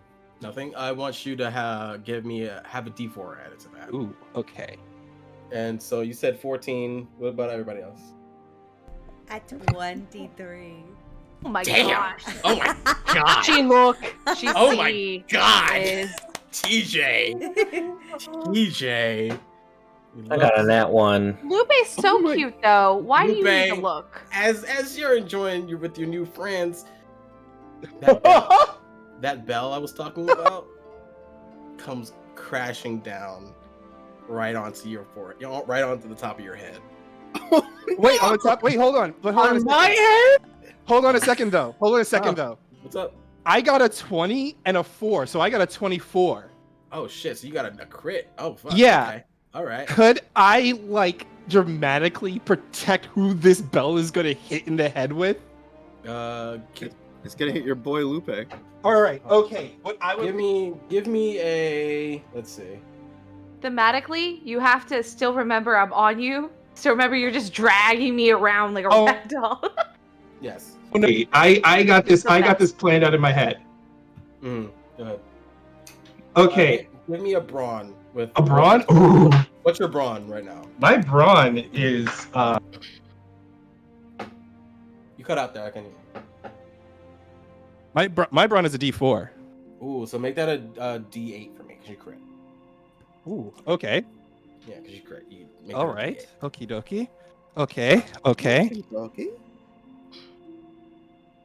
And you rolled a 22, right, Dylan? 23. 23. Yes. So you also see this incoming bell. Okay. It's like when you see a bottle rocket fly in the air and then make that incoming sudden drop as gravity retakes it. That's what you see coming towards Lupe. I got a 23. And it it almost feels like it's a heat-seeking missile coming for that darling white hat. it's racing to an oblivious Lupe. TJ What do you do? So takes a picture. Like for Precise purposes. precise purposes. Precise purposes. Yeah. Sorry, that's all. so Go ahead. uh, That's good. That's good. This is the quickness of that. Exactly. The Yes, quickness. thank you, Wally. Yes, exactly. okay. Waiting for All it. right. So this bell is flying in, and he Mhm. still has Frankie on his arm, and he swallows the meat. He swallows the meat in his mouth, Mhm. and but he sees this bell incoming in, and he looks at the bell. Yeah, point, motherfuckers, point. Yes, yeah, yeah, okay. God, love you.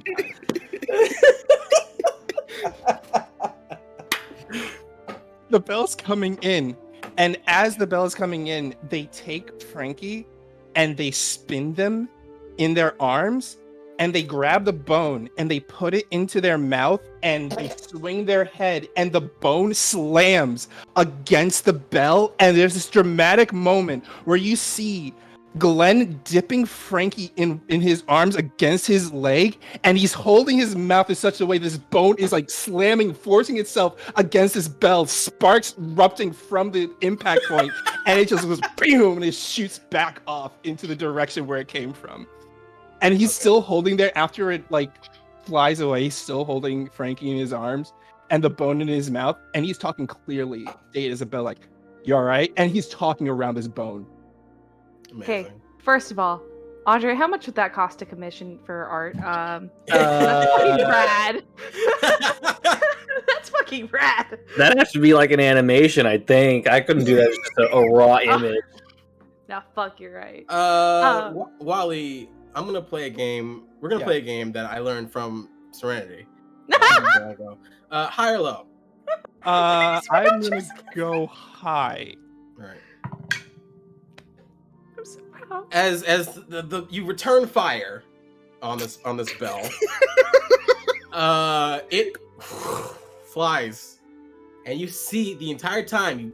You watch it the entire time as it sails, comes down, and clocks someone you know. It's not Mele. No. They're dressed in black and white. They look like they hang around Theater District. They look. They're mimes. It's the mimes. No! Good. No! Not the mimes! Revenge. You Not the mime gang! You It's shot mine. it. It's the mime gang, and you see the thing fly in the air, and it clocks the main mime, the mime that trapped you in that box on orientation day, and it Dylan finally just got it. Revenge. and you clock him, and he does a backflip as the impact makes just catches him off guard, and he fully does like a performative backflip, and let's see, and he eats it. He eats shit. He eat like, but again, just like before, as he eats shit, you'd expect a boom of some kind, but even as he lands, no noise. As he like falls, and all his brethren and come to like console him, and they make pretend umbrellas, like looking out for rain of more bells, and what you see them reacting to what you've done. Glen has that look on his face that he 100% meant to do that. Perfect. Like, he is selling that confidence of like, yep, this is 100% my intent. All of that you saw here was 100% planned. And he's He's just smiling his ass off. Because Smile. He's just. Oh, grim- Wally, you cut out so much. Hold on. Can you say that again? cut it a bit. grim, stern face. Not even smiling, but just like non-pulse about like this is a normal day for me. Yeah, this is normal for me. Yeah. Because you rolled so high, TJ, I'm gonna say you also saw that. You also saw where the bell went, and you also see who would hit. Can I jump in real quick? Sure. What's up? Can I say that when Glen hit the bell again with the bone, it dinged again, but it was like right next to Lupe's like ear. Yeah. And Lupe just goes, "Golly!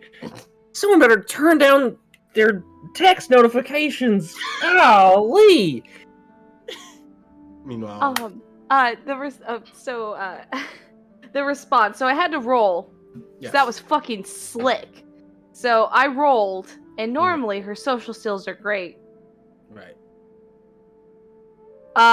First time not smile, red as a fucking beet, and just like, yeah, I'm doing. What are you staring at? And just kind of looks over, like still dipped, and like head back, looks over at the mimes, and goes, "Oh, you hit one of them." You did what? I Hit who? did. Well, I- well, you. I mean, technically, you've just shot the bell away from you.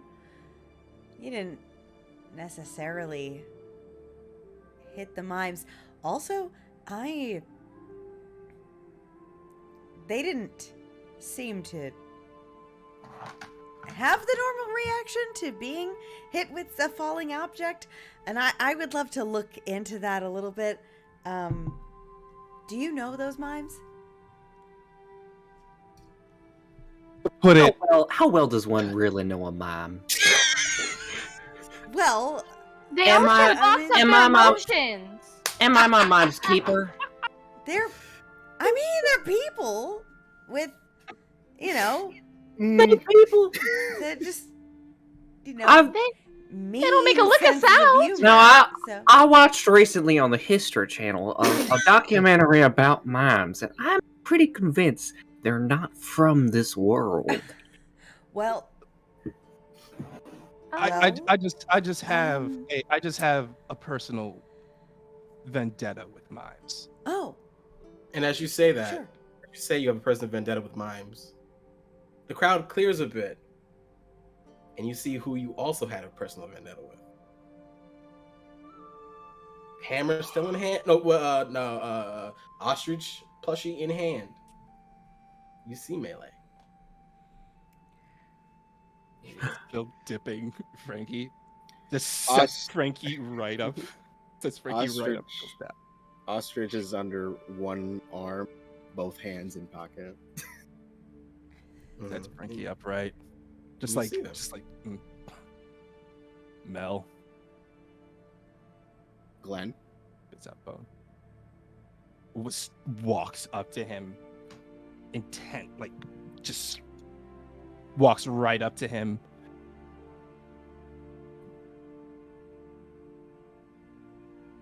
It really sucked what you did.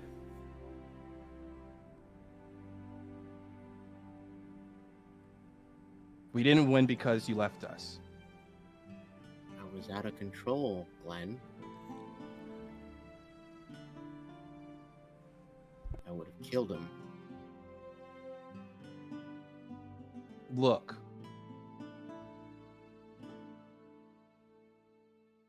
Teacher told me to tell you this.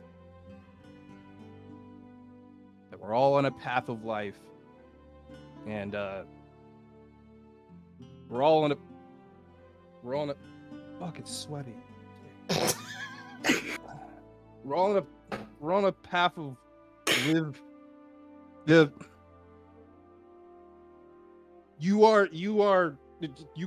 the son or fuck it. Look, I'm pissed off that you did what you did. You left us and it really upset me. And we lost. And look, you know what? You have your whole thing that you're doing right now. And I hope that I don't know, you make good food or some shit. And he turns around and he walks back over to Frankie. Hey. Hi. Howdy. Hey. Hedgetop got a heart. What the fuck did you say to me? You heard what I said, Hedgetop. Looky here, you freaking frosted. And he runs right back out to him and just like headbutts against his face. Like, I was thinking about this for hours of what I wanted to say. I wrote in my fucking hand and it sweated off, and now I didn't know what I wanted to say. So, look, you better accept my goddamn words of encouragement and friendship.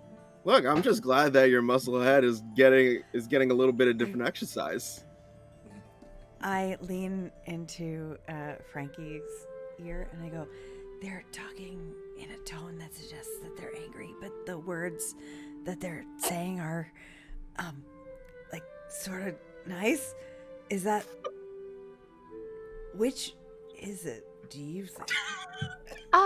Well, I think they're just real good friends. They're just going through something right now. But Okay. do I have something written on my back? It's like a handprint. Can you check that? Like the handprint? Yeah, no, it looks like you got slapped real hard by a carnival barker. A what? The carnival folk, they have aggressive slaps.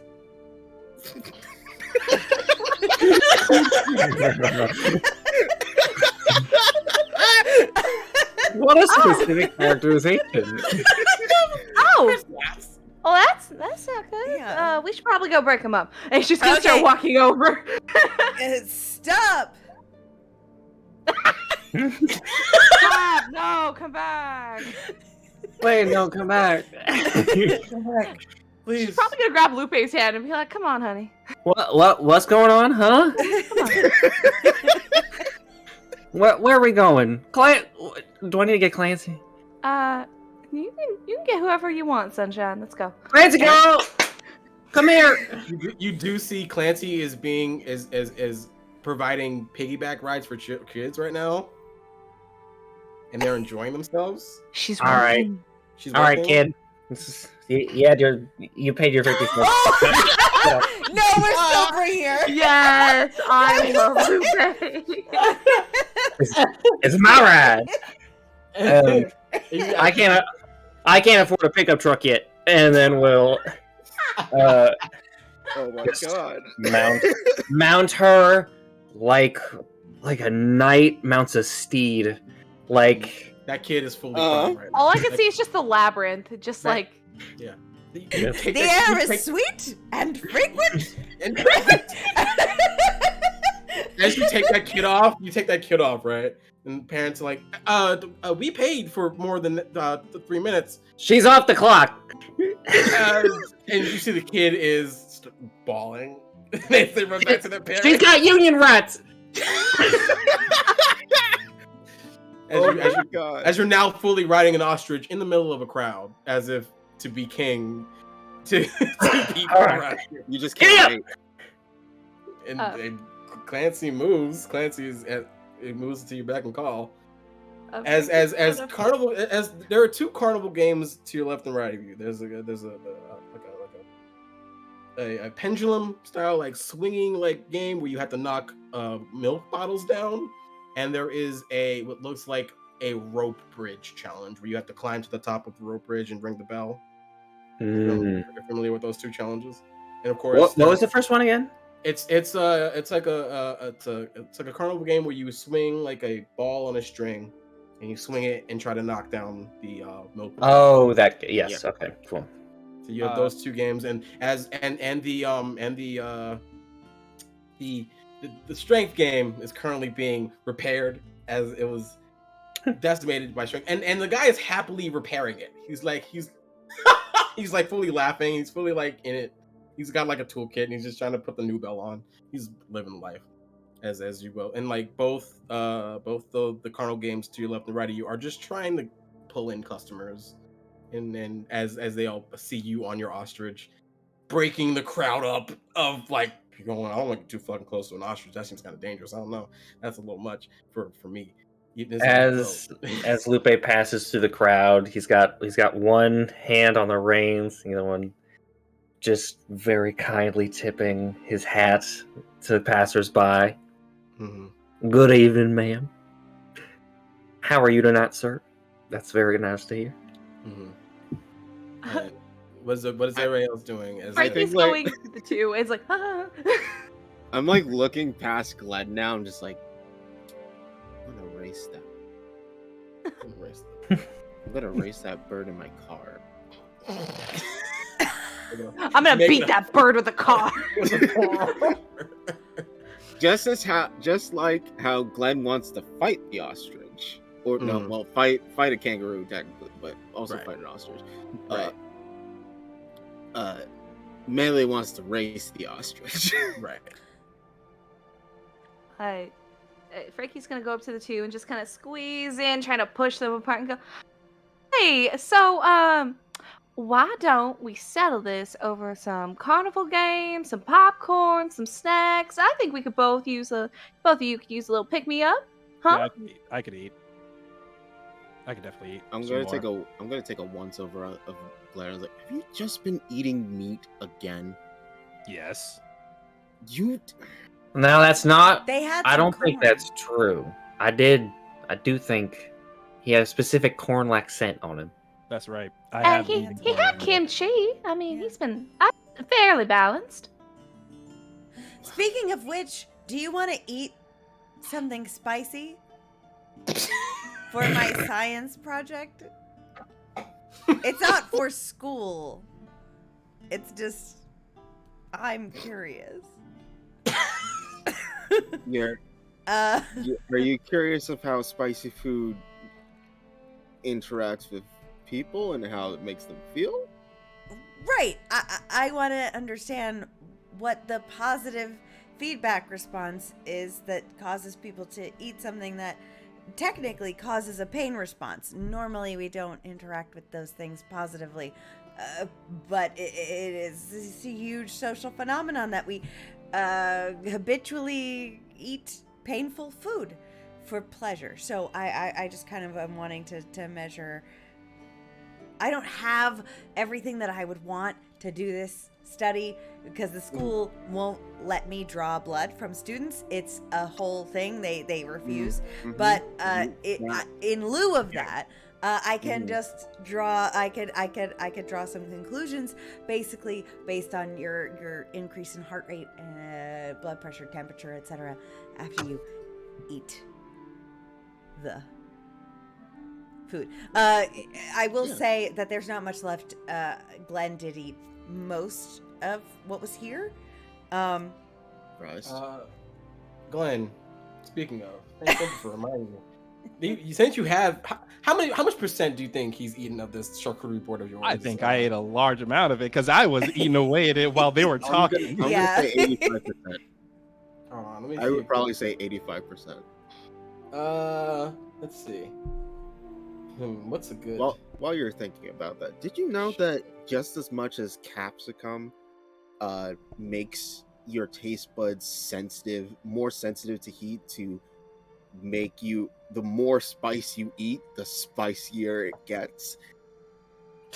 That's just science, Mel. I mean, the more spicy it is, the more spicy you get. You take a mint, and that increases the cold temperature that you can take in. If you take it at the same time, you can have. They don't cancel out. You just can have a larger range of feeling of cold and hot at the same time. You can feel hot and cold in the same area of your body at the same time. Yes. Do you take biology? And would you consider? I don't take biology. I'm just a cook. Would you consider taking biology? Are you a student here? Yeah. Oh, well, you could, I mean, if you want to study sometime, that would be great. You just blew my mind a little bit. Yeah, sure. I think I need a science. Glen, what's your athletics? My athletics is. Rather, what's your might? What's your might? My might? D4. Okay. What's the Hold on. As that's happening, Frankie's just entranced by the idea of that food and is just like leaning over like a fence post, like just a nearby thing like this. Yeah, I don't know. I imagine just like like gates or whatever, just like built up, not strong, but just like there, like to like stop people from walking through places they shouldn't be. She's just like sitting there. She's like, I would love to try something like that if you want to make it sometime. I mean, of course, like I pay you because that's your job, and I'm not trying to like minimize that, but I'd love to try it if you think of something. I mean, there is this new age cooking of getting to freezing. As they're talking about freezing points, what's your strength score? What's your strength score, Glenn? My strength score? Yeah. My strength score is 7. Wow. So roll me a d20 and add 7 to it. Okay. 7? Golly. Worried. Yeah, Ben. 21. A 21. All right. So as they're talking, you do feel like your stomach does feel like heavy, like it feels heavy, and you do feel that bubble of maybe I should not eat as much anymore. I think I might get to my limit. You don't think if you eat something else you'll explode, but you're getting to that point. This is a challenging task you've given yourself, your stomach specifically. Glen stops. Goes, I think I'm gonna need something to drink.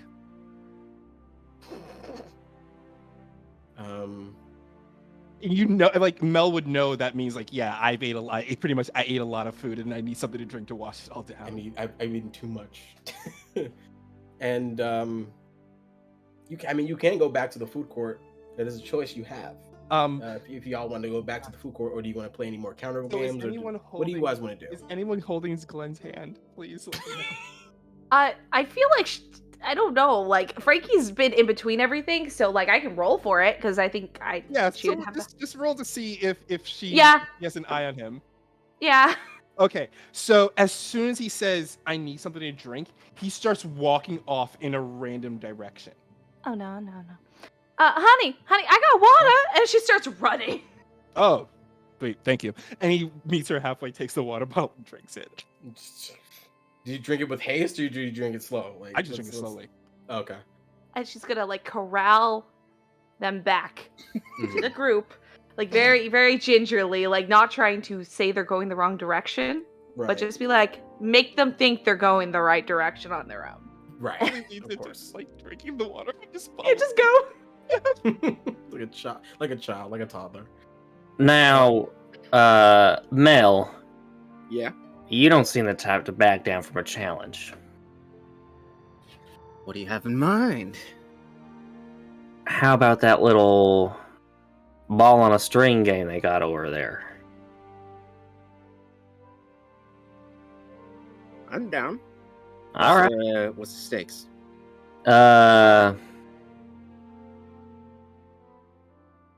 plushie.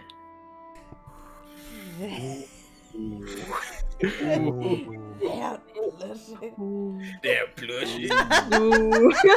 Spoken like a true baron. I said in the most Yosemite Sam way. Suck it.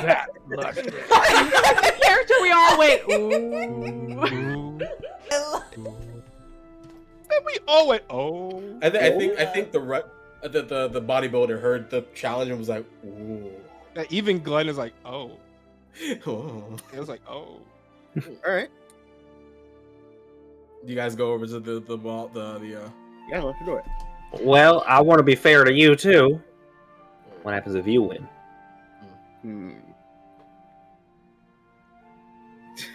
Now it's rounding.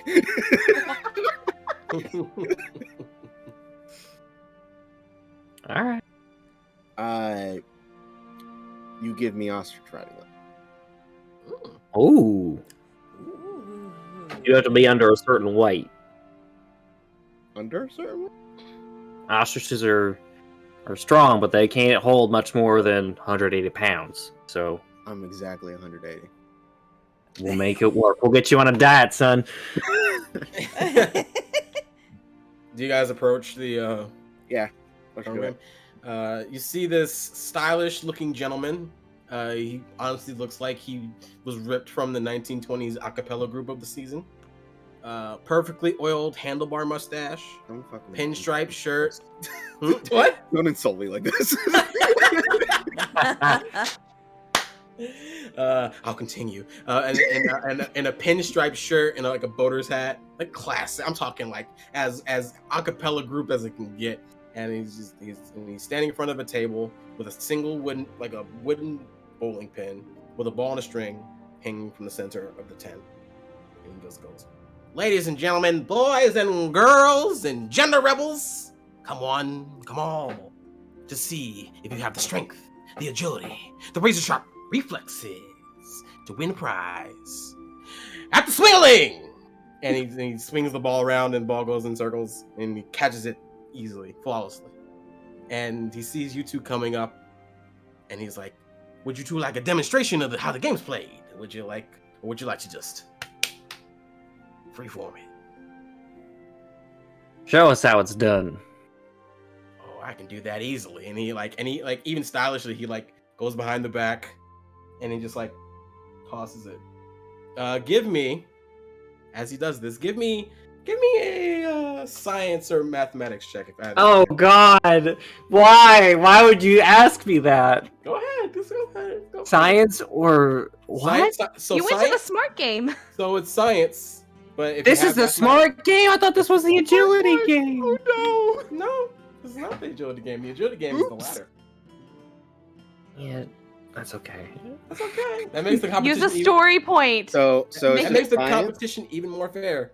It's Uh, science, so use science. You two. Oh God. This is the true test.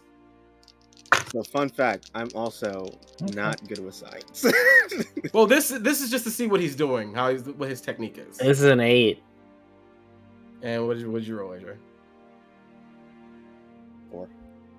All right. So as he goes behind the back, he's like, "Watch this," and he's like, he just quickly, no preparation, just, and the ball almost looks like a 360s, like up, and then comes down and knocks the pin right off the table.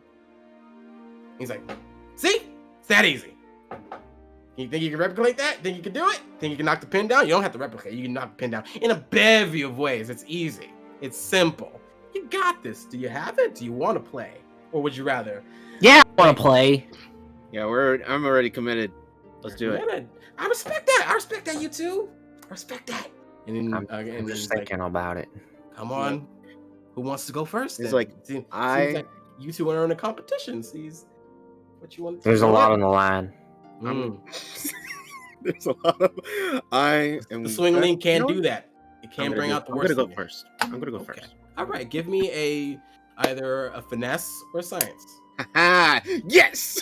Yes, boys. See, I wasn't gonna screw you over. I got we back in it.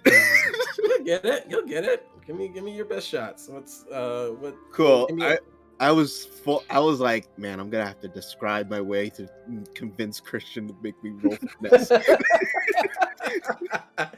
What's your die for finesse? D4. Mine is also a D4. It's a real competition. It's Let's a real see, competition now. Let's see. I don't know, Lupe. My hand's been a little fire with these competitions. Let's see. That is a flat 20. Ooh, nice. Ooh. And as you describe how you do this, because you've knocked the pin down. I will say this right now. All right, so I saw him do it, and I was like, surely some person is trying to looks at that, sees the angles, sees this and thinks of pool and angles and shit like that. Right now, this is all about instinct. So go up to the ball. I bring the ball up and down to see the tautness of the wire of the string. It's like, Okay. Just kind of rolling it between my fingers and then like flick of the wrist. Mm-hmm. Almost like flicking the wrist as if you threw a Bakugan. You fucking weeb. Bakugan, no. I thought at least gonna Fucking say Beyblade, but no, you said No. Bakugan. No, Beyblade, Bakugan. you rip Oh, it. man. You Rip it to gotta- spit You it. gotta rip it! You gotta Uh, rip it. rip So it you- real good.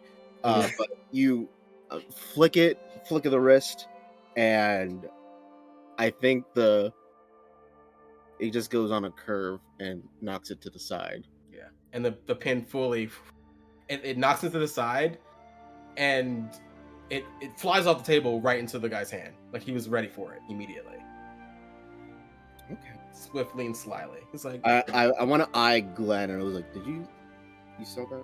Carnival? what'd you Glenn do is that? drinking the water. just nursing the water. Look, Just- I have no idea how this science stuff works. So, No, it was more. It was more of the Carnival barker catching it. oh, he caught it. He caught it like it was like he was ready. Like he knew it was gonna be there. And he's like, already walking up. So he's like, "My congratulations, bud! You beat my brain buster for a challenge. I'm so surprised at you." And he's like knocking the pin against your chest. And he's like, Wait a damn minute. and he like swings over and he's like, "It's your turn." And he, I'm well aware, sir. and he like and he like winks at you and like he like tosses the pin and it like lands perfectly back on the center of the table. All right. Let's. I'm like eyeing Glen right now. I was like, "Glen, do you see this?" he's just drinking the water, but like he has a stern face. He's just like, just like just It's like very- watching. It's very much that like that like anime scene of like when they do something like there's like a little vignette, Yeah. and then like the whoosh. Yes, Yeah. exactly. It's just like, what the fuck was that? And he's just properly like he's like leaning on his cane and he's just like, "Well then, cowboy, take a turn." All right. Everybody settle down. All right. Everybody's You wanna jimmies get off all rustled.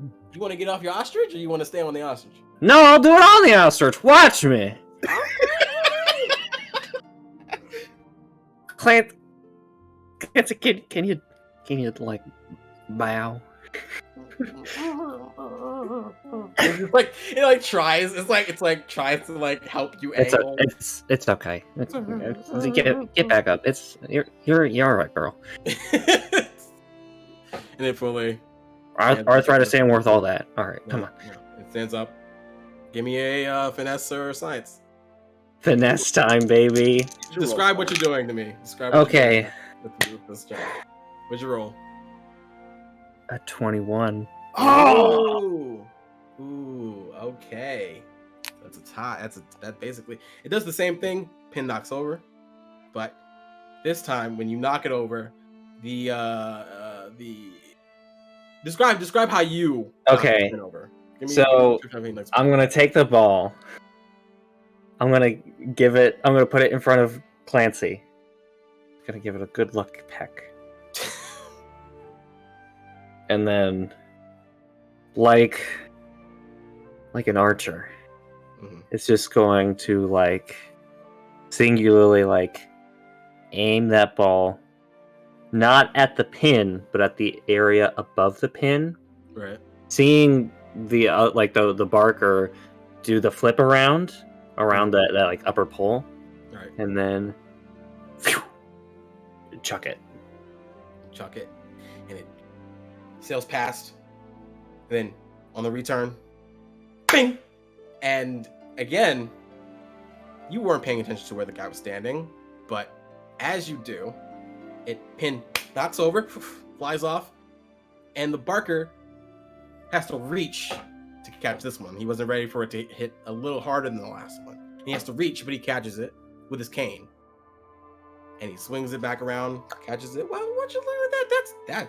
That's 2 in a row. I think I had to make this game a little harder, don't you think so, folks? And there are people around who have watched you being surprised because they probably lost the game too. The Barker goes, but I think this means this is a tie. I mean, you both knocked the pin over, so I don't think there's. How is that a tie? I did it from an ostrich. That means I won. By all measures. That sounds like. I mean, you gave yourself that advantage. You didn't get the chance. That's not an advantage. How is that an advantage? I'm sorry. May I just step in a moment here? What's up, TJ? Well, he's right. The rules were established before they participated and then they won based on the rules that were set. If you want to change the rules for future games, you are welcome to, but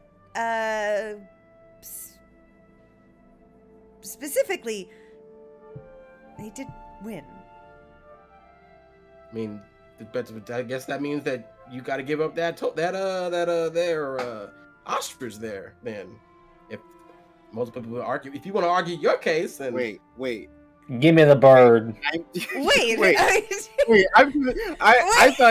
thought that they were arguing with the fact that the Barker was about to change the rules. Yeah, the Barker's like it looks like it's a tie because the goal of the thing was to knock the pin. The goal was to knock the pin over. The pin's been knocked over twice. Knocked over the pin. Yeah, It's just who won more. who won more is the question. Yeah. This is a competitive game?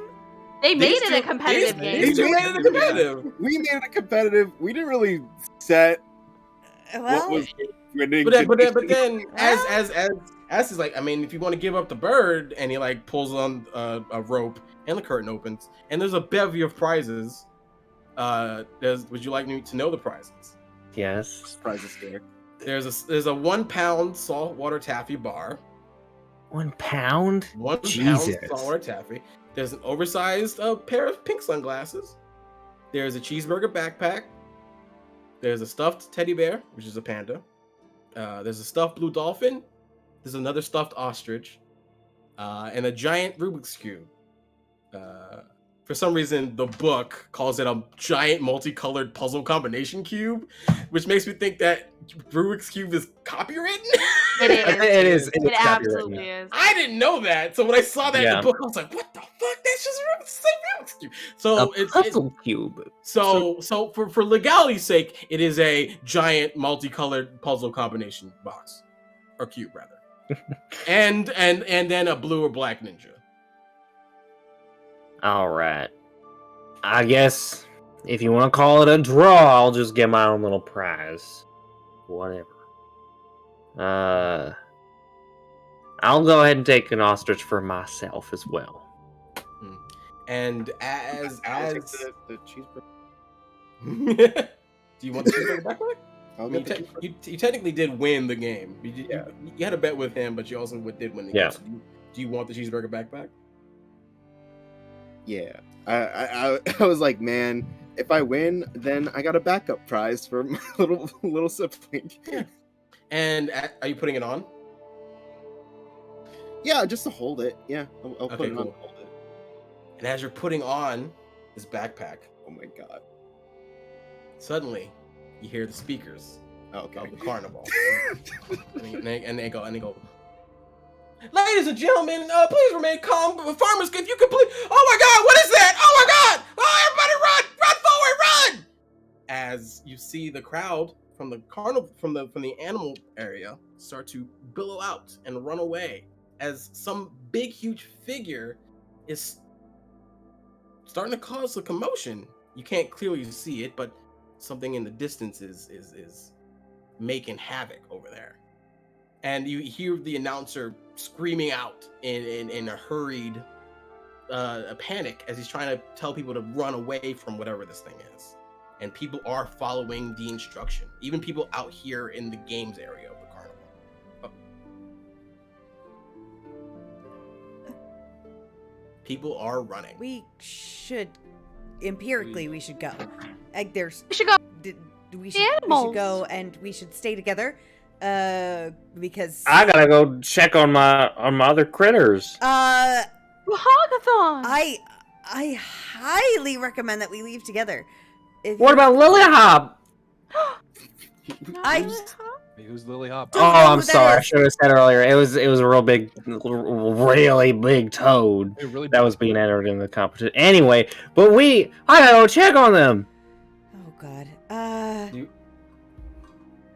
Do y'all race over to the farm part of it? If they do, we have to go together. Yeah, I think my brother might be over there. Okay. Oh boy. Well, then we're going over there. And then, yeah. Someone please keep an eye on Glenn. Yeah. I'm holding your It's like- hand. Yeah, I think. Collectively, I think we all have like our hand on you. Yeah. And we're all running with you. Amazing. I feel like Glenn tried to go a different way, and I'm just like grabbing the back of his shirt, just like, come on. And so you all go. You all race. People are pushing against you as they're trying. And even Clancy's having a bit of trouble. Clancy is struggling with the crowd bumping into them, and it's a panic. And as you all get there, you see what the source of this commotion is.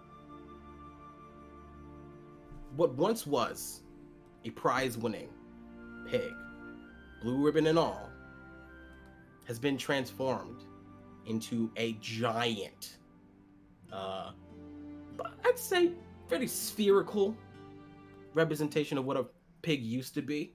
But this pig is walking on 2 legs and has a what can be said as is a Roman centurion or Roman legion helm. What? What? And they have there's essentially 2 big French fry holders in its hands, and it's just going.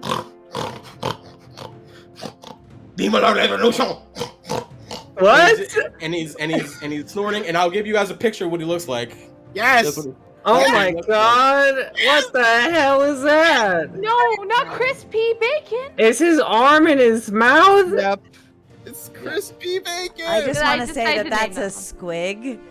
Like, That's a whole swig. That's a As you squig. as soon as you described the helmet, I know exactly what it is, and I lost it. And it's Oh my squealing, and God. this monster, as I'm gonna call it now, this monster is squealing and tossing food and just trying to get as much food in its hands as good as possible. And it's just butter pecan strawberry, and it's just and it's just eating. And Mele, you see your brother, Pony. Pony, P-O-N-I. P-O-N-I, Pony. You see Pony, terrified, as this pig is racing towards your brother, and it knocks him over to get to a table, and it sends him flying towards you. I need you. Let's see, what am I need you to roll me, if I can find it here in the book. I need you to roll me a. Is it possible that I could help them?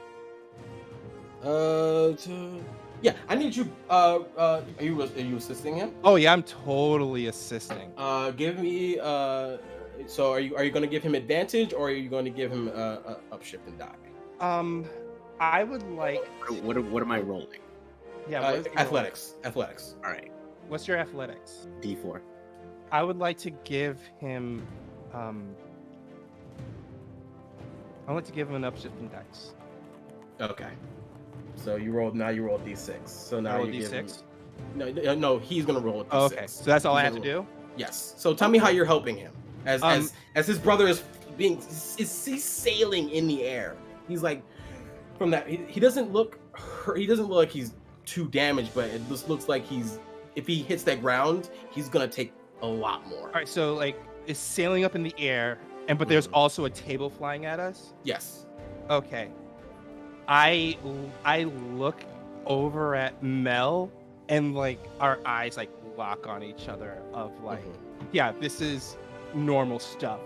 And I run over to where the table is flying at Mel, and as I'm running, I grab a Oh, I grab a mop that's nearby, Mm-hmm. and as I'm running to grab the mop, I grab the mop and I just dragging it across, like the tip of the mop is like dragging across the floor as I'm running towards this table, and I jump up and I bring like both my hands up above my head, and I just slam the mop handle down on top of the table, and it just flies in right at Mel. And the way I do it is I plant my feet down and crouch just right so Mel could use my shoulder as a launching point to launch up into the air. Love that. But it's like I'm doing this like I totally meant just to hit the table, but it doesn't look like I'm trying to set up like a tag team move. It's just I just totally meant to hit a table. Yeah, take it as you will. So roll me Rolled a that 19. total. 19 total. You catch your brother. Yeah, I Tell me how you catch him. Immediately, like after Glen does their move, I just kind of footstool their shoulders and just immediately dive my brother. Right. And you catch him and you land perfect, no problem. And your brother is like stunned. He's like shaking, and he's just Mele. Hey! You okay? I think so. I think I'm okay. And you can hear the pig in the background just destroying the farm competition area. He's looking for food, looking for something to eat. And he's just eating whatever he can get his hands on. And your brother's just going, what's happening? What that pig? He got that ribbon and he started to grow and it was weird and he started growing bigger and bigger and he started eating and he's starting to become inconsolable. All right. Hey! I take off the cheeseburger backpack.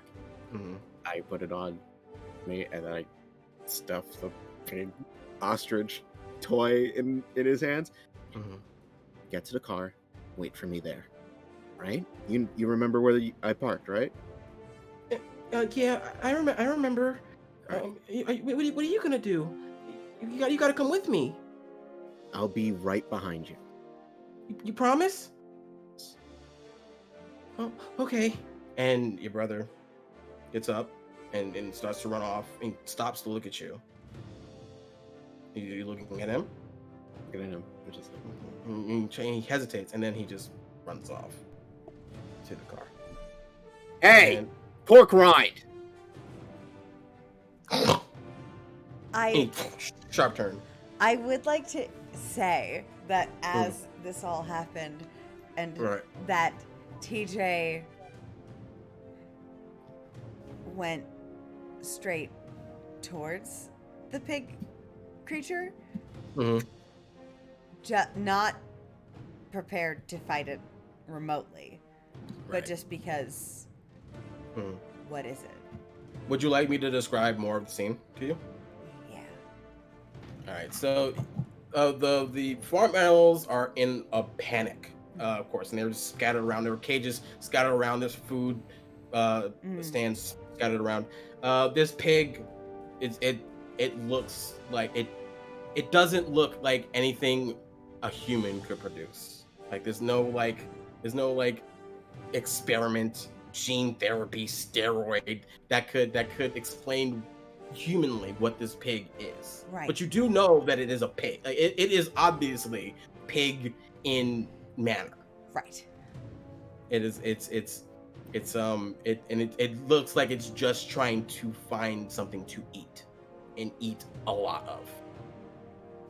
But you also do see, because you wanted more of the scene, you do see a farmer. You see a farmer that is as classic as a farmer can be. He's wearing worn overalls. He's wearing a plaid shirt. He's wearing this trusty sun hat. He's trying to get this pig's attention. He's just trying to. He's like, Cupcake, please. Oh, Cupcake, what's gotten into you? You gotta get back here this instant. And you won first prize already. You don't have to eat anymore. You're fine. And he's just trying to. And he's going towards this pig, like trying to get this pig's attention. What do you do? That's what you see. This is the scene. I now. get up close to it and sir? Yo, are you here to help me with my prize pig? This is my prize pig. This This cupcake. is I don't know your what. pig? I don't know what happened to it. It just turned into. It got the ribbon and turned into this. Please, you have to help me, please. And as you're both talking to one another, pig turns to you, snorts, and you can see the look of its eyes, saying, "Hungry, hungry." And now we're gonna roll initiative. Oh boy. Initiative? Initiative.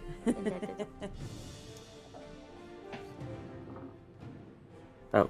Right, I roll advantage. Lupe, you do know that this is Sorek. This farmer is Sorek. By the way, This is Sorek. Okay. This is yeah. Sorek. He does have the giant toad under his arm, as he's trying to console and bring attention to this pig. While everybody's rolling initiative, Lupe's just gonna go up to Sorek, say, like, "Whoa, hey! What in tarnation is going on around here?" And he gives you the same spiel he gave to TJ. That ain't no pig. That's a demon. I've been to church. Okay, I've seen all the little engravings from the medieval times. Okay, that's a demon. It's got arms coming out of its mouth. That ain't no pig. What you need to do right now is you need to take a little hop and you need to get the hell out of here. You understand me? Are you trying to convince him to get out? Yes. We'll see how that goes in your turn. Okay. When it comes, if and when your turn comes. Cool. 12. 12. So TJ rolled a 12. So we'll just write that down. Got a 21. Hold on. So 12. TJ. 21. You said? Yup. Damn. 21. I critted. Ooh, good on you. I mean, what about other people? I got 11. Oh, 11. 11 for our dear cowboy who thinks demons exist. Demons. That was a demon. Demons. What about everybody else? You can go ahead. Oh, What'd you roll? I got a 9. Oh no. Oh no! Oh no, or do you have... Damn, come back! No. No! Oh no. Oh no! Come back. Oh, there you you go. are. You're good. Oh, hi everybody. Hey, I got scared. I can hear everybody else talking, and then I guess I was fucked up. So you rolled a. Would you say you rolled a 9? I rolled a 9. Okay. What about you? What I about got a you? 19. Ooh, good. Yeah. I was too busy taking care of my brother. You did what you needed to do. You did And you what yelled, you "Hey, pork rinds." That's it. Perfect. I need only these puns. What's the pig roll for initiative? Pig rolls a D4. Interesting. The pig rolls a 2. They roll a dirty 20. Fuck! So as this, we're gonna call them, because the book calls them this. The book calls them Pudgy Pig. Pudgy Pig has his eyes turned on the farmer and our dear TJ. Eyes set. Hunger in their face. First up, though, however, is our darling Glen. I am just going to run up to this pig and just punch the shit out of it. All right. Because they are targeting my little buddy, so no thank you. Gotcha. Give me that delicious might roll. Okay. Yeah, let's roll some might. Give me a description. Maybe I'll increase your die. Okay. As like I see this this monster looking at both TJ and the farmer, Glen throws that mop to the side and just sprints right at them both. And like what he does is he like vaults over TJ, and as he vaults over TJ, he just brings his fist up and just goes to punch it right in the snoot.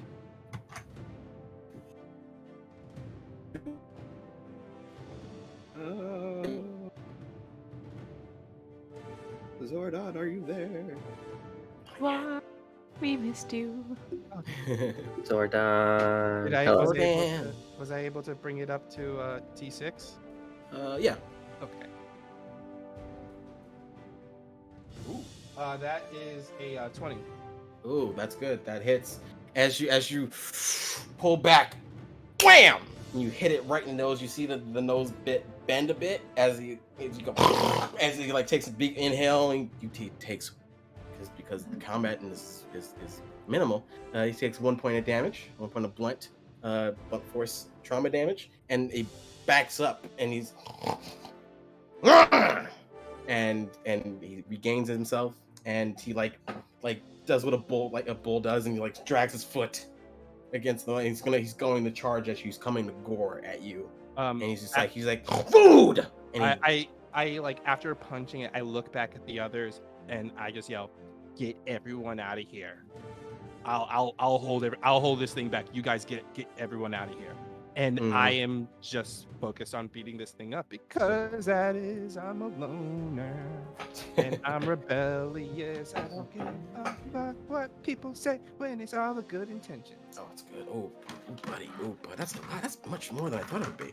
Give me a second. As he comes to gore you. Oh no, that's not a good roll. He rolls a 10. So as he rushes to hit you,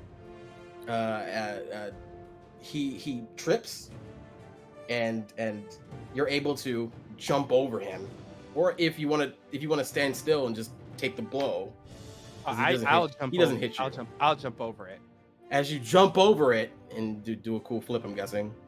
Give me your best. Give me your best. Power Rangers. I do like if jumping. They're coming in. Like I do the yeah, and I do the and I land on the other side of the. I'm sorry. You do your best. What? My best. Yeah. Now with feeling. I wanted to hear it again. Oh, you want to hear the feeling? Okay. Yeah. Yeah.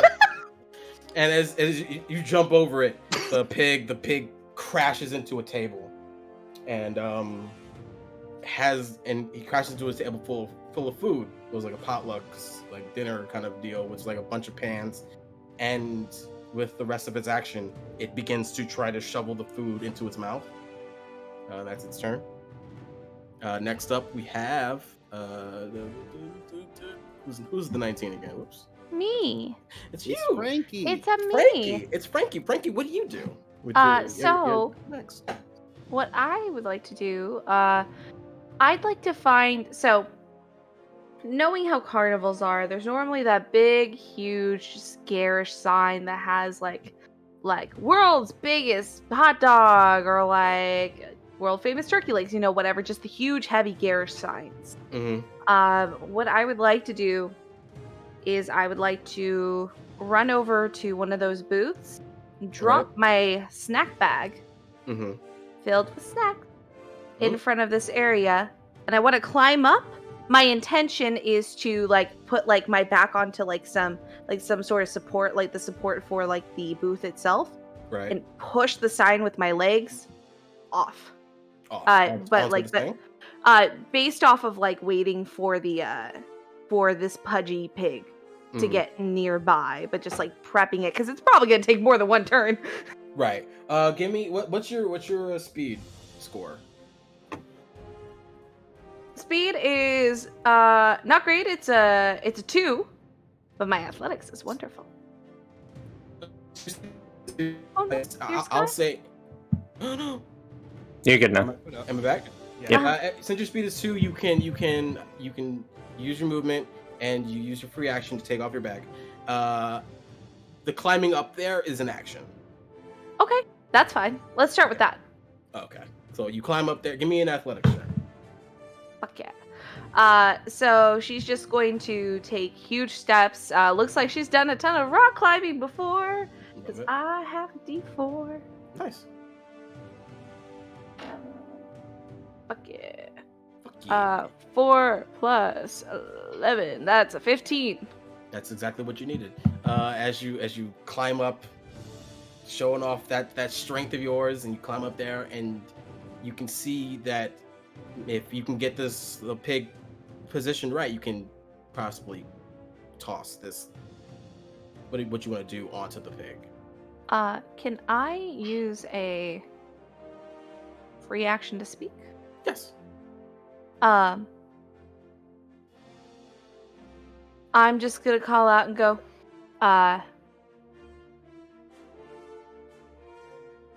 hey, Sugar, bring him over here! And then she's just gonna get prepped into position. Mm. I thought we were gonna get Sui Pig. Yes. I was ready for it.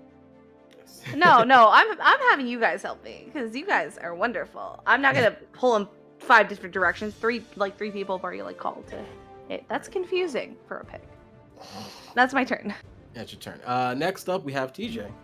What are you doing? This pig is currently in the midst of trying to eat this whole table, and the food along with it. It just wants to eat. It's not even bothered with you right now. Okay. Right idea. I would like to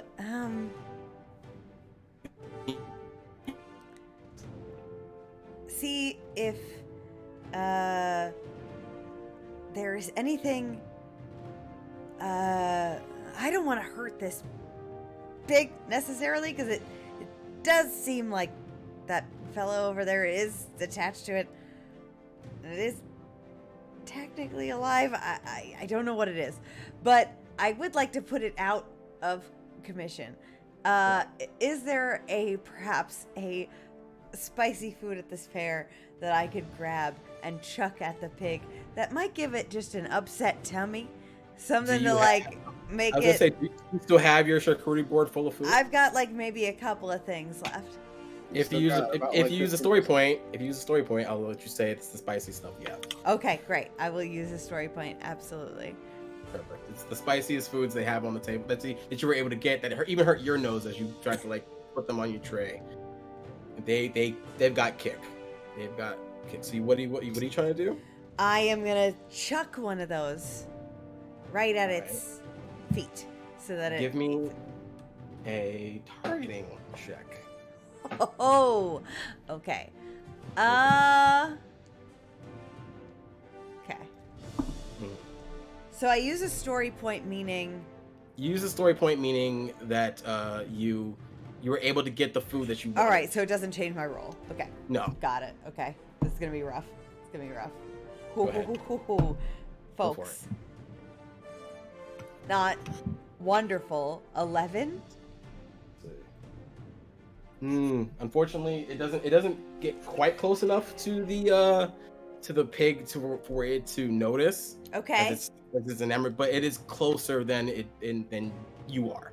Yeah, so it does have a chance to get its attention if you bring it to its attention. But the food is just splayed out. Hits the ground and it's just laying there. And that's your action, your free action. Are you gonna move or move away or move closer? What are you trying to do? Because you're right now you're next to the farmer. You're right next to Sorik. You should go. It's not gonna kill it. I just want it to eat it. So it has to lay down for a while. Give me a because it is it is Lupe's turn next actually. Mhm. So would you like to assist in Lupe's persuasion roll? Yes. Or would you like to Yes. roll? Yes. Okay. So would you want to give him an advantage or do you want to give him an upshift? I would like to give. I would like to give Lupe a upshift and die roll. Okay. Yes. So, Okay. Lupe, your speech. Give me a persuasion with an upshift and whatever the die is. Okay. So it's one In upshift. persuasion. Persuasion. Wash, wash, on. Persuasion. Wash, wash, on. Okay. What was the upshift? Do I know that? It's a single die shift. So like Okay, what- so instead of a D2, it's going to be a D4. Gotcha. yes. Cool. Oh, baby! What do we do? That's a nat 20 plus 4! Yay! Yeehaw! And so you see, you say what you said to him to snap him out of the panic. You told me that frog is worth more than that pig? I mean, it's a prize winner. You see, You gotta go! you have to help me. You gotta. I don't know what you gotta. I am helping you! Get out of here! Okay. And you see, he's like, please be safe, baby. Please be safe. Don't hurt him too much. Please save him.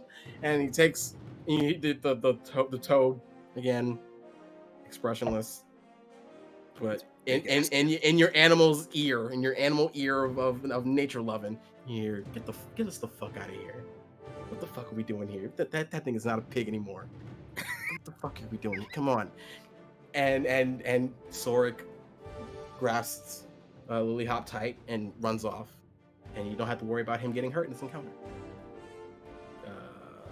Would you like to do anything as a free action? Because that's your action, I think. That was my action, I reckon. So, as a free action, can I mayhaps do some sort of maybe a survival check to look at the anatomy of this this monster? Sure. Give me a nature. Survival.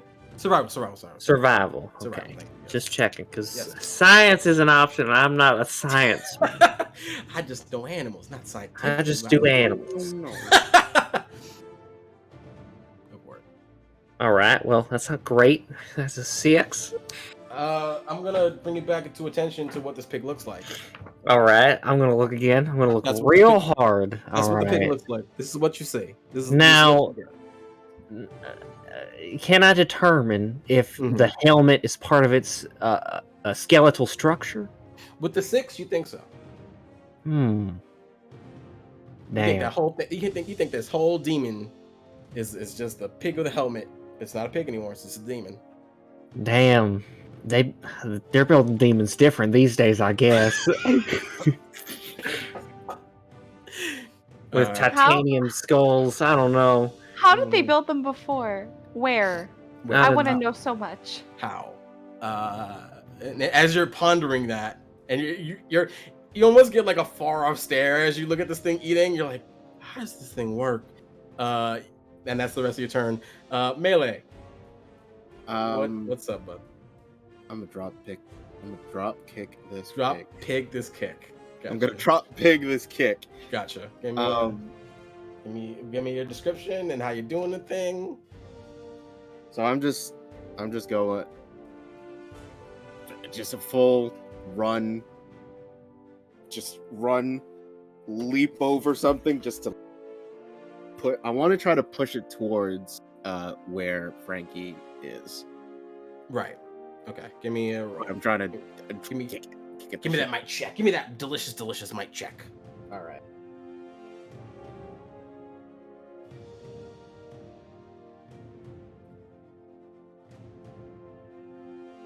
Fuck!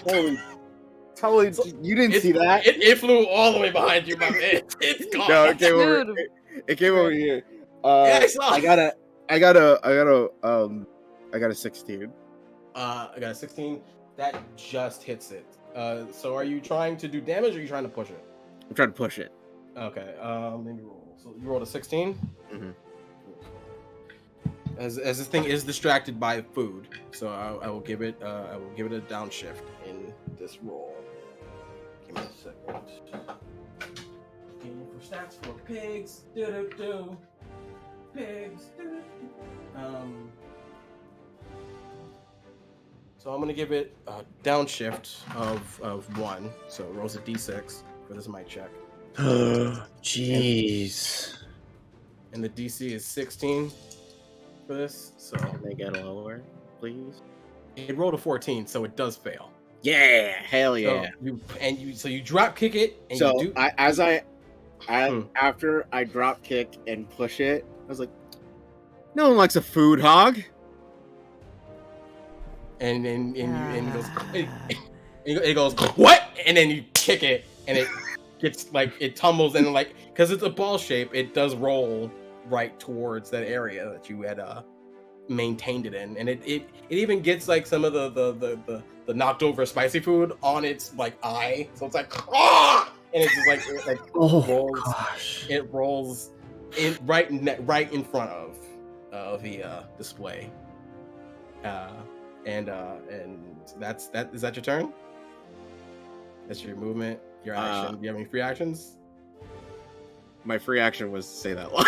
Oh, okay, cool. Gotcha. And we are gonna let me just write something down real quick because people are asking me questions. Hold on. We're gonna. But they do kick it, and it is your turn, Glenn. Okay. After Mel kicks it, it's like flawless. It's like right after they kick it, I'm already up in its face doing a follow-up attack, just swinging both of my feet right up at its snout, like from coming from underneath where Mel kicked down from above at it. So it's like sandwiching its face. Right. And so give me that mic check roll. Come on, you gotta do. It's D4. Oh, that's a 4. That's a 22. Nice. Hell yeah. As you kick it, are you doing damage, or are you pushing it further? Or are you pushing I'm trying to do damage. I'm just doing damage. I'm not trying to push it further. Okay, so it takes this damage again. As you assault it, it goes. And it's just making noises at this point. It can't eat because you keep interrupting its feeding time, and it's just frustrated as it becomes its turn, and it tries to it can't heal because can't get a chance to eat because you motherfuckers are being assholes. As it tries to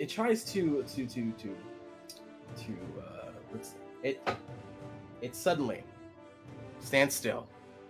And then it, on its pig-like tiptoe, pirouettes and spins like a whirlwind.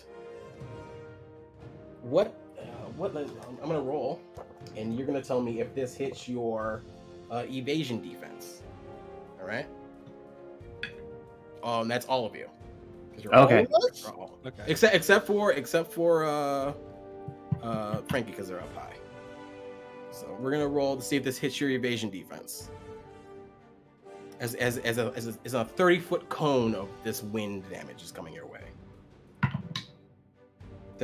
Wow, that's awful. 11. Does that 11 hit anybody? For evasion? Evasion defense.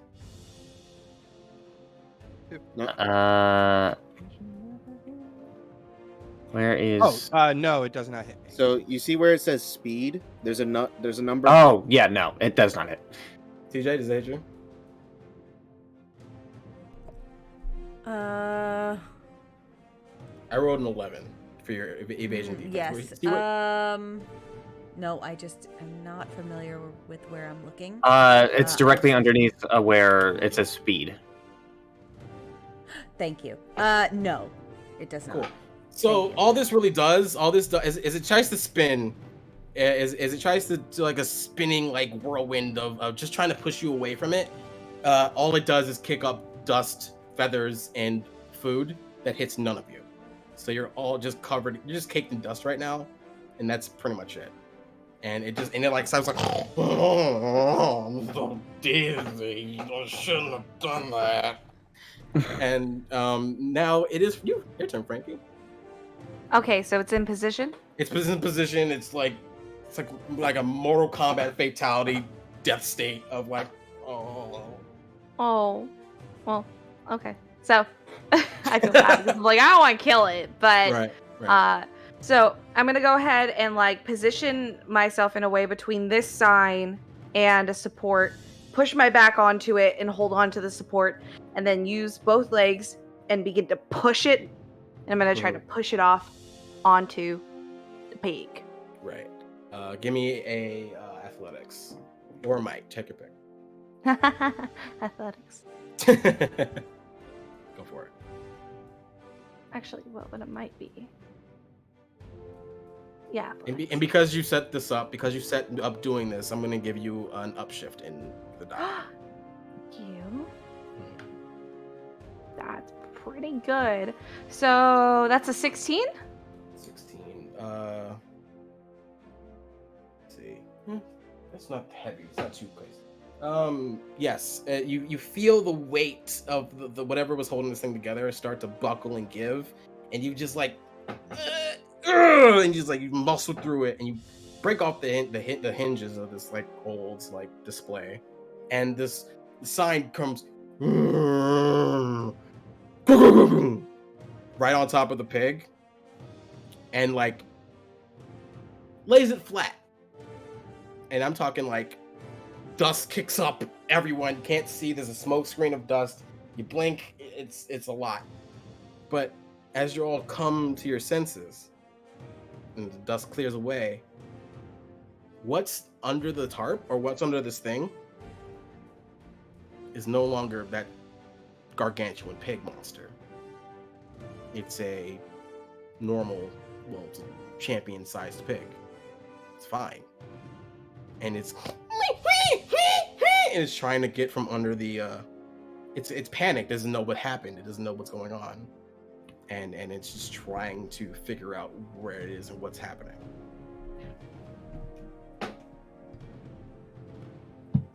Huh.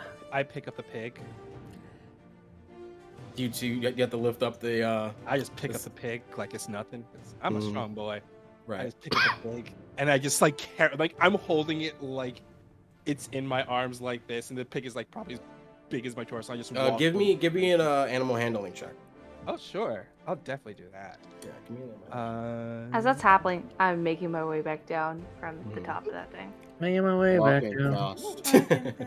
Should we go? Moo. 18. 18. As you're taking care, you take the pig from the wreckage in of this crash. You feel the pig start to nestle you, and like because it's scared, it's like shivering, and you feel a warmth. You feel a warmth in your chest of like, this is a good thing I did. But then that warmth doesn't go away, and then you all feel that warmth. And that temperature starts to get hotter and hotter. I check my pulse. Your pulse is, as you look down, pulse is normal. But then as you continue to look down, you start to see that your body is being consumed by a bluish light. We should go. And then as you say that, and you look at to everybody else saying we should go, they're all being covered in differently colored light. And it gets quicker and quicker until you're all consumed by it. And as that last bit of vision goes from you, you're all flung up into the sky. Flung up high. The pig coming to me? High. And you can see the world, your feet. The pig stays on the ground, like you drop the pig, and you don't have to worry. The pig's not a ranger. The pig's not a Power Ranger. The pig's not a Red Ranger. No, the pig's not a Red Ranger. It's not. If I could, I would, but I can't.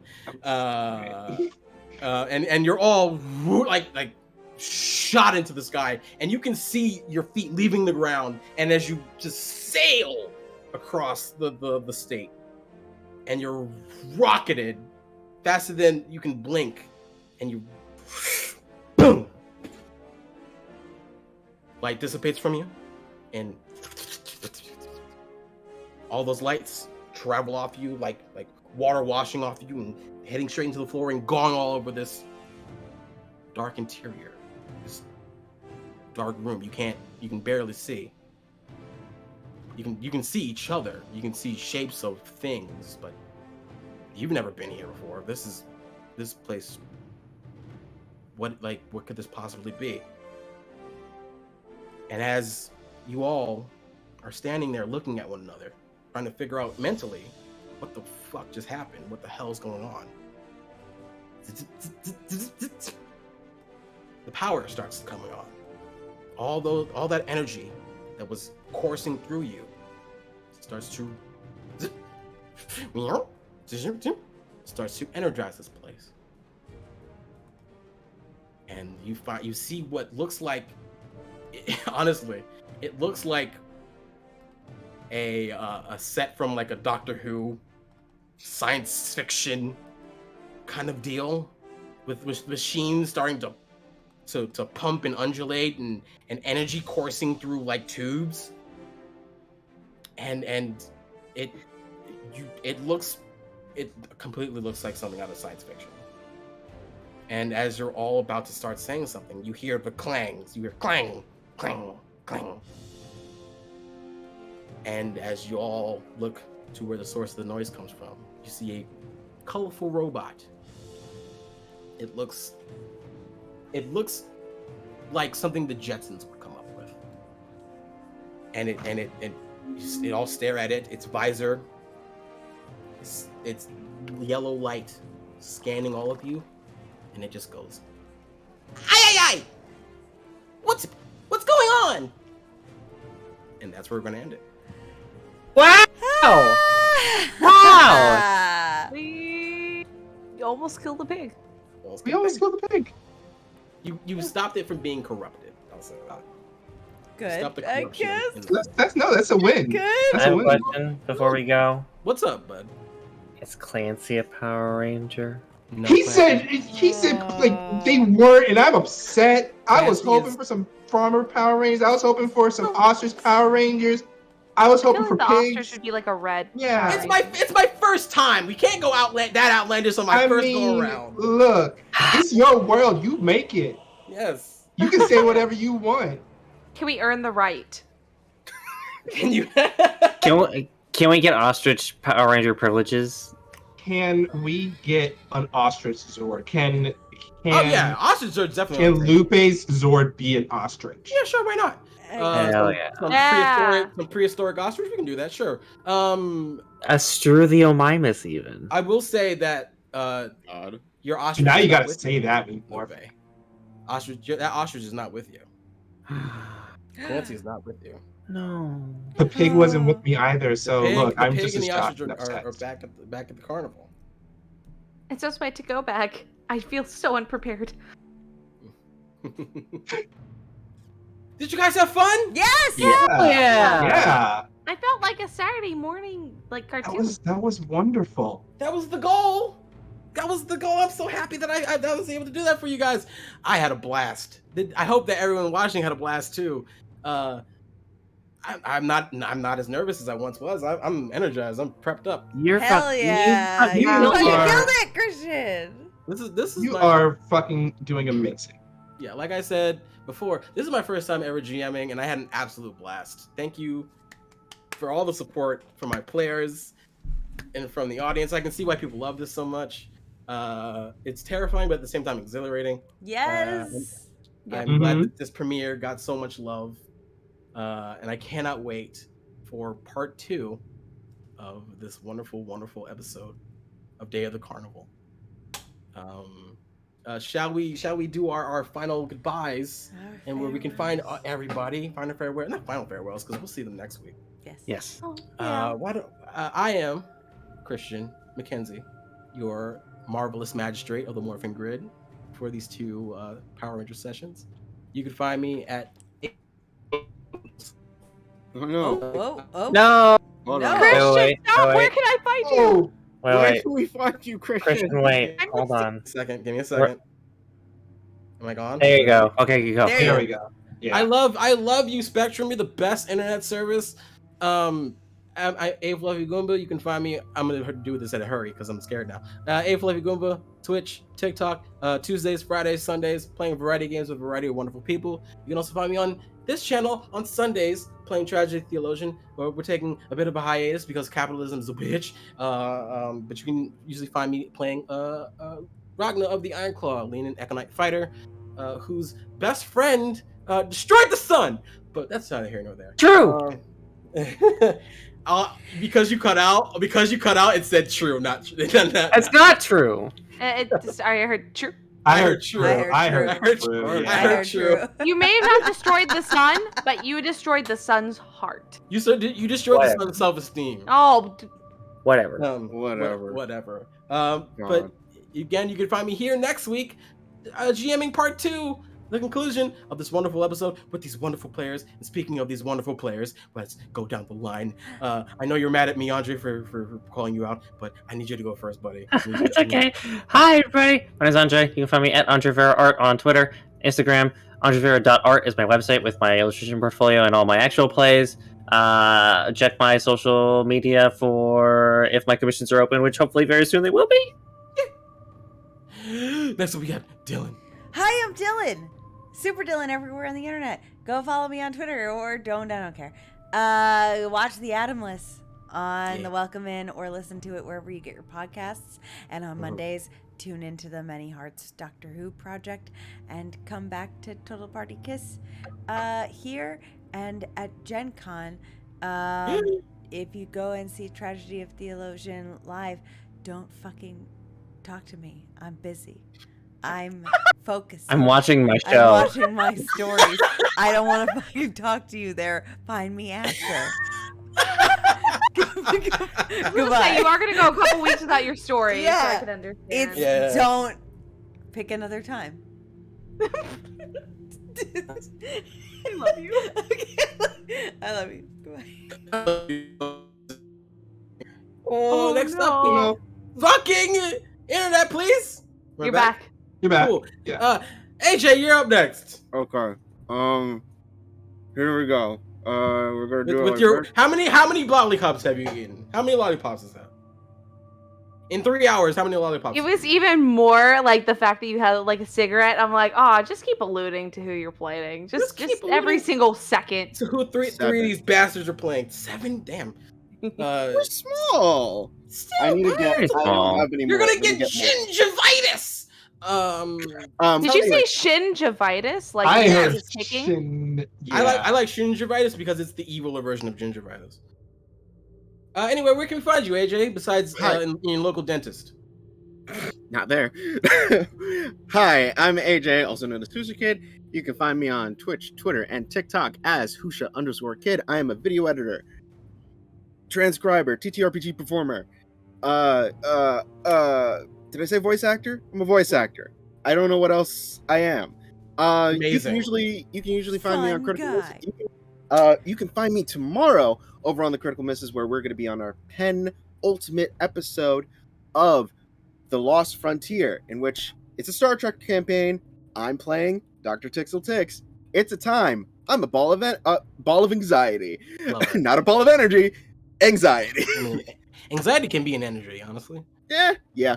And then you can find me next week here. Whoa, again, that's crazy. And then on the 16th, you can find me over on Just the Humans channel, in which we are playing a D&D one-shot for Rolling for Reproductive Rights. I am going to be playing an artificer named Cole, and it's not spelled like Cole. He's also a fire genasi. Is he spelled like coal on a fire, or is it coal? No. That How's would it be spelled? stupid. How's it spelled? How's it spelled then? KYAOL. I fucking knew it. Fucking degenerate. Next up, we have Wally. Are you done or no? Oh my gosh. I don't know. Am I done? Are you done? You can also find me on Missy the first Tuesday of every month. We're not going to do the first Tuesday of next month because I'm going to be at Gen Con. So it's going to be the second Tuesday of that month. And also, soon enough, I will be GMing something. And that's Misty Mountain Gaming? Misty Mountain Legends. Misty Mountain Legends. Thank you. You cut out for a minute. You cut out, Okay, yeah. thank you. All right. Is that you good? Yes, you I'm got you busy man. You I'm good? Done. Okay. Next up we have Wally. What's up, y'all? It is me. Am I coming through? Cause I don't know. Am I coming through right now? You Okay, sound cool. to me? Yeah, Yeah, okay. Because like Doing Discord doesn't light up when I'm talking, so I get really nervous and no one is hearing me. So I don't know. Anyway, sup y'all? It's me, Wally. Oh no, now you're Oh, cutting you out. literally just cut out right then. Oh my god, literally the second we told you it was good, you Oh cut my out. god. Okay. Well, anyway, yes, you can find me on Twitter, WALE132. Just talking about what I'm doing right now. I'm gonna make this short and sweet because now I'm getting really frustrated and annoyed. Discord. That's where you can find me. Follow me. Whatever. Blah, I'm done. Amazing. And last but certainly not least, we have Serenity. Hi everyone, I am Serenity. You can find me as Clickety Clack Snack or Click Clack Snack on some places if you fancy. I am all over the interwebs for any kind of content, including funny, emotionally jarring. That's Tragedy of Theologian, and spicy. So you can find me doing stuff, but not right now because capitalism. But soon I will be doing things again once capitalism either works the way I wish it would, or after Gen Con. You can find me at Gen Con with a lot of these lovely people here for Tragedy of Theologians. Some are playing, some are just hanging out, and other people will be at Gen Con. Come and hang out with us. We love you all. Yeah. So, that's me. We do love you all, and this is a great place to end it. I just have one last thing to say before we do cut. Thank you for watching. We love you. And may the power protect you. Bye. Goodbye!